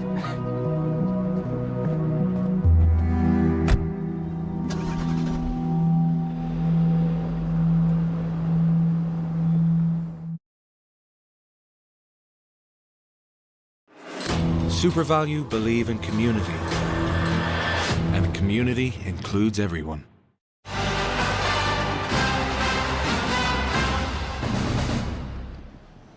Just before we get to the draw for the 2025 All-Ireland football semi-finals, let's hear from the man who led Armagh to only their second All-Ireland title back in 2024. Armagh's reign, though, is over. Here's Kieran McGeeney. Kieran, commiserations, tough defeat to take. What's your overall reflection on that? Yeah, it's difficult. I don't know. I just sort of went to sleep with 5 points up. I think if you guys maybe thought like we were on the pig's back, and then just couldn't get our hands on the ball for kickouts. I think they scored like nearly 13 points for reply. Like we hit 11 kickouts away, but you know that wasn't anything on Ethan. That was all of us. We just seemed to stop. And Kerry got a bit of momentum. That's just one of those days, like, you know. Did you feel like you were in a good position at half-time then? As you say, you kicked on shortly after the break as well. We were in a good position, we were in a great position. I thought we'd give a lot of ball away. You know, we had a lot of stuff missed, but still we were going in ahead at half-time. Just we were sloppy with possession, and you know we forced Shane on a couple of good saves, and he had the same in the second half. But just yeah, very disappointing. Just like it wouldn't be like that. 15 minutes wouldn't be them. Like it's just. But listen, that's sport. Some of these days go for you, they can go against you. What, in your estimation, changed in that 15-minute period? That probably just like a wee bit of momentum. You know, like there was like after us going ahead, like Kerry got back very quickly, but we couldn't get our hands on the ball, so it's just one score after the other. So we just had that sort of momentum, and like, you know, Kerry's the ones of the team that don't like, I think didn't kick out. They kicked it wide in the first minute, and then like maybe the last one. So they just had their shooting boots on, and like, you know, we got punished for it. I know it's difficult now at this point, but to reflect on the year overall at this stage, what's it like? Yeah, look, listen, we've done okay. We wanted to do better. I thought it was in them to keep on going. You know, like narrowly beating us our final after extra time. We kept in Division 1 despite a lot of injuries. You know, it's one of those things. But you know, like when a team hits form, like not 15 minutes, you know, you just have to take your hat off to them. I know it's difficult to look forward now as well, but still a huge amount of depth in that squad going forward. Yeah, no, listen, there's like a lot of young players there, and some of the older ones too. Like it's always going to be difficult times for those who are at that 33, 34 years. When you win something, it's easy to stay on. When you lose, you ask questions. You just let everybody sort of sit down for the next few weeks and see what way they think. Kieran, thanks very much. Appreciate your time. No problem. Thank you. Yeah, one of the tough days for Kieran McGeeney. He's had plenty of good days against the Kingdom, mind you. This one wasn't it, but as usual, he's not really blaming what happened other than on he suggests that they have more within them, and I'd say probably the players will feel that way as well, that they have more within them than that second half performance showed. Yeah, I think they'll be disappointed with that performance, but on the day you'd have to give credit to Kerry for an awful lot of that. But without McGeeney, I think he's one of the best managers in the country, and they wouldn't have had an All-Ireland, I'd say, without him last year, and he's key to them going forward. So you'd imagine that Armagh are really, really going to try to hold on to him. Would they try to get rid of him just a couple of years ago? They wouldn't be looking to do that now. I don't think so. No, he'll still be the main guy in charge next year for me. If he chooses, I mean, he did suggest there he'd wait a few weeks. Yeah, but it's always a bit raw after a defeat like that, especially a statement, a victory for Kerry. So he'll take his time, reflect, but he has a lot to work with there. As I said, the squad depth is good, its profile isn't bad, so it is still ambitious for them. They can still look ahead with a lot of optimism and positivity. Put you on the spot there, a man who plays against him up in Ulster. What's he like to come up against? Yeah, look, he's obviously a very serious person, but I think it's the environment that Kieran McGinney creates within his group. Armagh don't have any drop-off between squad players, and if they're playing week in, week out, they just have that retention. So it just shows you that the environment that man creates around it, and everyone dies for him, really. So, he's a special coach. Yeah, but the special coach, his reign is over. Armagh, the defending champions, are out. So let's find out who is going to meet whom in the semi-finals as we go down to Marty. Thank you very much, Joanne. The draw for the GA Football All-Ireland Senior Championship semi-finals will be conducted by Uachtaráin Cumann Douglas Gael, Jarlath Burns and Brian Carroll, the chairperson of the CCCC. The 4 quarter-final winners, Donegal, Tyrone, Meath and Kerry, will be drawn into 2 semi-finals. The semi-finals are subject to the avoidance of repeat pairings from the overall championship where possible. Earlier in the championship, Donegal and Tyrone played each other in Ballybuffet, as did Meath and Kerry in Tullamore. These teams cannot play each other at the semi-final stage. So let me make it abundantly clear. Donegal cannot play Tyrone in the semi-final, and Meath can't play Kerry. For that reason, Donegal and Tyrone will be in Bowl 1, and Meath and Kerry will be in Bowl 2. The first team drawn from Bowl 1 will play the first team drawn from Bowl 2, and the second team drawn from Bowl 1 will play the second team drawn from Bowl 2 to make the 2 semi-finals. These games are due to take place on Saturday the 12th of July and Sunday the 13th of July here at Croke Park. Fixture details will be confirmed by the CCCC tomorrow afternoon. Without further hesitation, Jarlath, will you please draw the first team? And thank you indeed, Jarlath and Brian, for joining us for our draw. That's a fair spin. So in Bowl 1 is Donegal and Tyrone. Donegal having a great win over Monaghan. Tyrone. Tyrone. Wonderful performance by Tyrone, beating the Dubs yesterday. Malachy O'Rourke will be well pleased. So we now know Tyrone, first team out. Give it a good spin there, Brian Carroll. And Tyrone will play either Meath or Kerry, as we described. And so Tyrone, with Malachy O'Rourke in charge, will play... Kerry. Kerry, oh my word. Tyrone against Kerry, a mouth-watering All-Ireland football semi-final. We're looking forward to that. Jack O'Connor will be facing Malachy O'Rourke. Now we go to our last... bowl here, Bowl 1, and our last little segment. Donegal. Donegal. Great performance, second half performance by Donegal yesterday when Monaghan really put up the challenge to them, but Donegal with Jim McGuinness certainly produced the goods. And finally, we have one team left, obviously, but just to confirm it, is going to be Donegal. They're already ringing us all here in Croke Park, all excited. It's going to be Donegal against Meath, the green and gold against the green and gold. And Robbie Brennan, what a performance by Meath today against Galway, knocking out Galway out of the championship. Jarlath, we really did have a wonderful weekend of Gaelic football here in Croke Park. Yeah, an incredible year so far. We're very, very proud of the way the teams have played, and the supporters have come out up 40% from this time last year, and even last week they were up almost 50% as well. So it's great to see supporters coming out, and they are really getting fantastic games as well. As an Armagh man, I know you're president of the whole association, but Armagh were worthy champions, weren't they? Yeah, they were, and beaten by an incredible Kerry team today. And I suppose the rule enhancements were there to allow the likes of Sean O'Shea, David Clifford to play the way that they played today, and we saw the sort of football that they played, and it really was mesmerising at times from Kerry. And the football review committee that you established has given us the love of Gaelic football back, but certainly also very important to you is the amateur status survey. Yeah, well, this time last year, Marty, we went out and asked our membership, we consulted with them widely through a survey, what sort of game do you want? They said that they wanted a faster game, more scores, more space for forwards, and that's what we've got. We listen to our members. We're consulting with our members again now with regard to what sort of amateur status do we want for the next 25 years. We're a very unique organisation in the world. We're a movement, and we have this unique amateur status, volunteer ethos, and we're asking our members again through a survey, and I really want everybody to fill in that survey, and based on that, we will create the amateur status that we want. And we look forward to the results of that survey. Brian Carroll, Chairman of CCCC, I know the fixtures are on the 12th and 13th of July, but when are you meeting? Meeting tomorrow at lunchtime, Marty, so we'll confirm the exact dates, which team is playing Saturday and which is Sunday, but both games will take place that weekend, one on Saturday and one on Sunday. Well, we cannot wait for the All-Ireland football semi-finals. You've had the draw, and we look forward to the two games on the 12th and 13th of July. From all of us here at the basement floor of Croke Park, let's go back out to Joanne. And just a reminder that those games will be live on the Saturday game and the Sunday game. Tyrone against Kerry in Croke Park in an All-Ireland semi-final. To us, it almost had to be, didn't it? Yeah, those fellas will come back and haunt us again, I'd say. And they have been doing very well at underage level, there's no doubt about that. But I think it's the right draw for Kerry, and it won't be long tuning them in. So even before they leave Croke Park, they know they're playing Tyrone, and it'll be a cracker. As we said earlier on, it's going to be so hard to predict whatever. There'll be favourites here and all that, but who's going to write off Meath? You know, Donegal had their issues in the first half against Monaghan.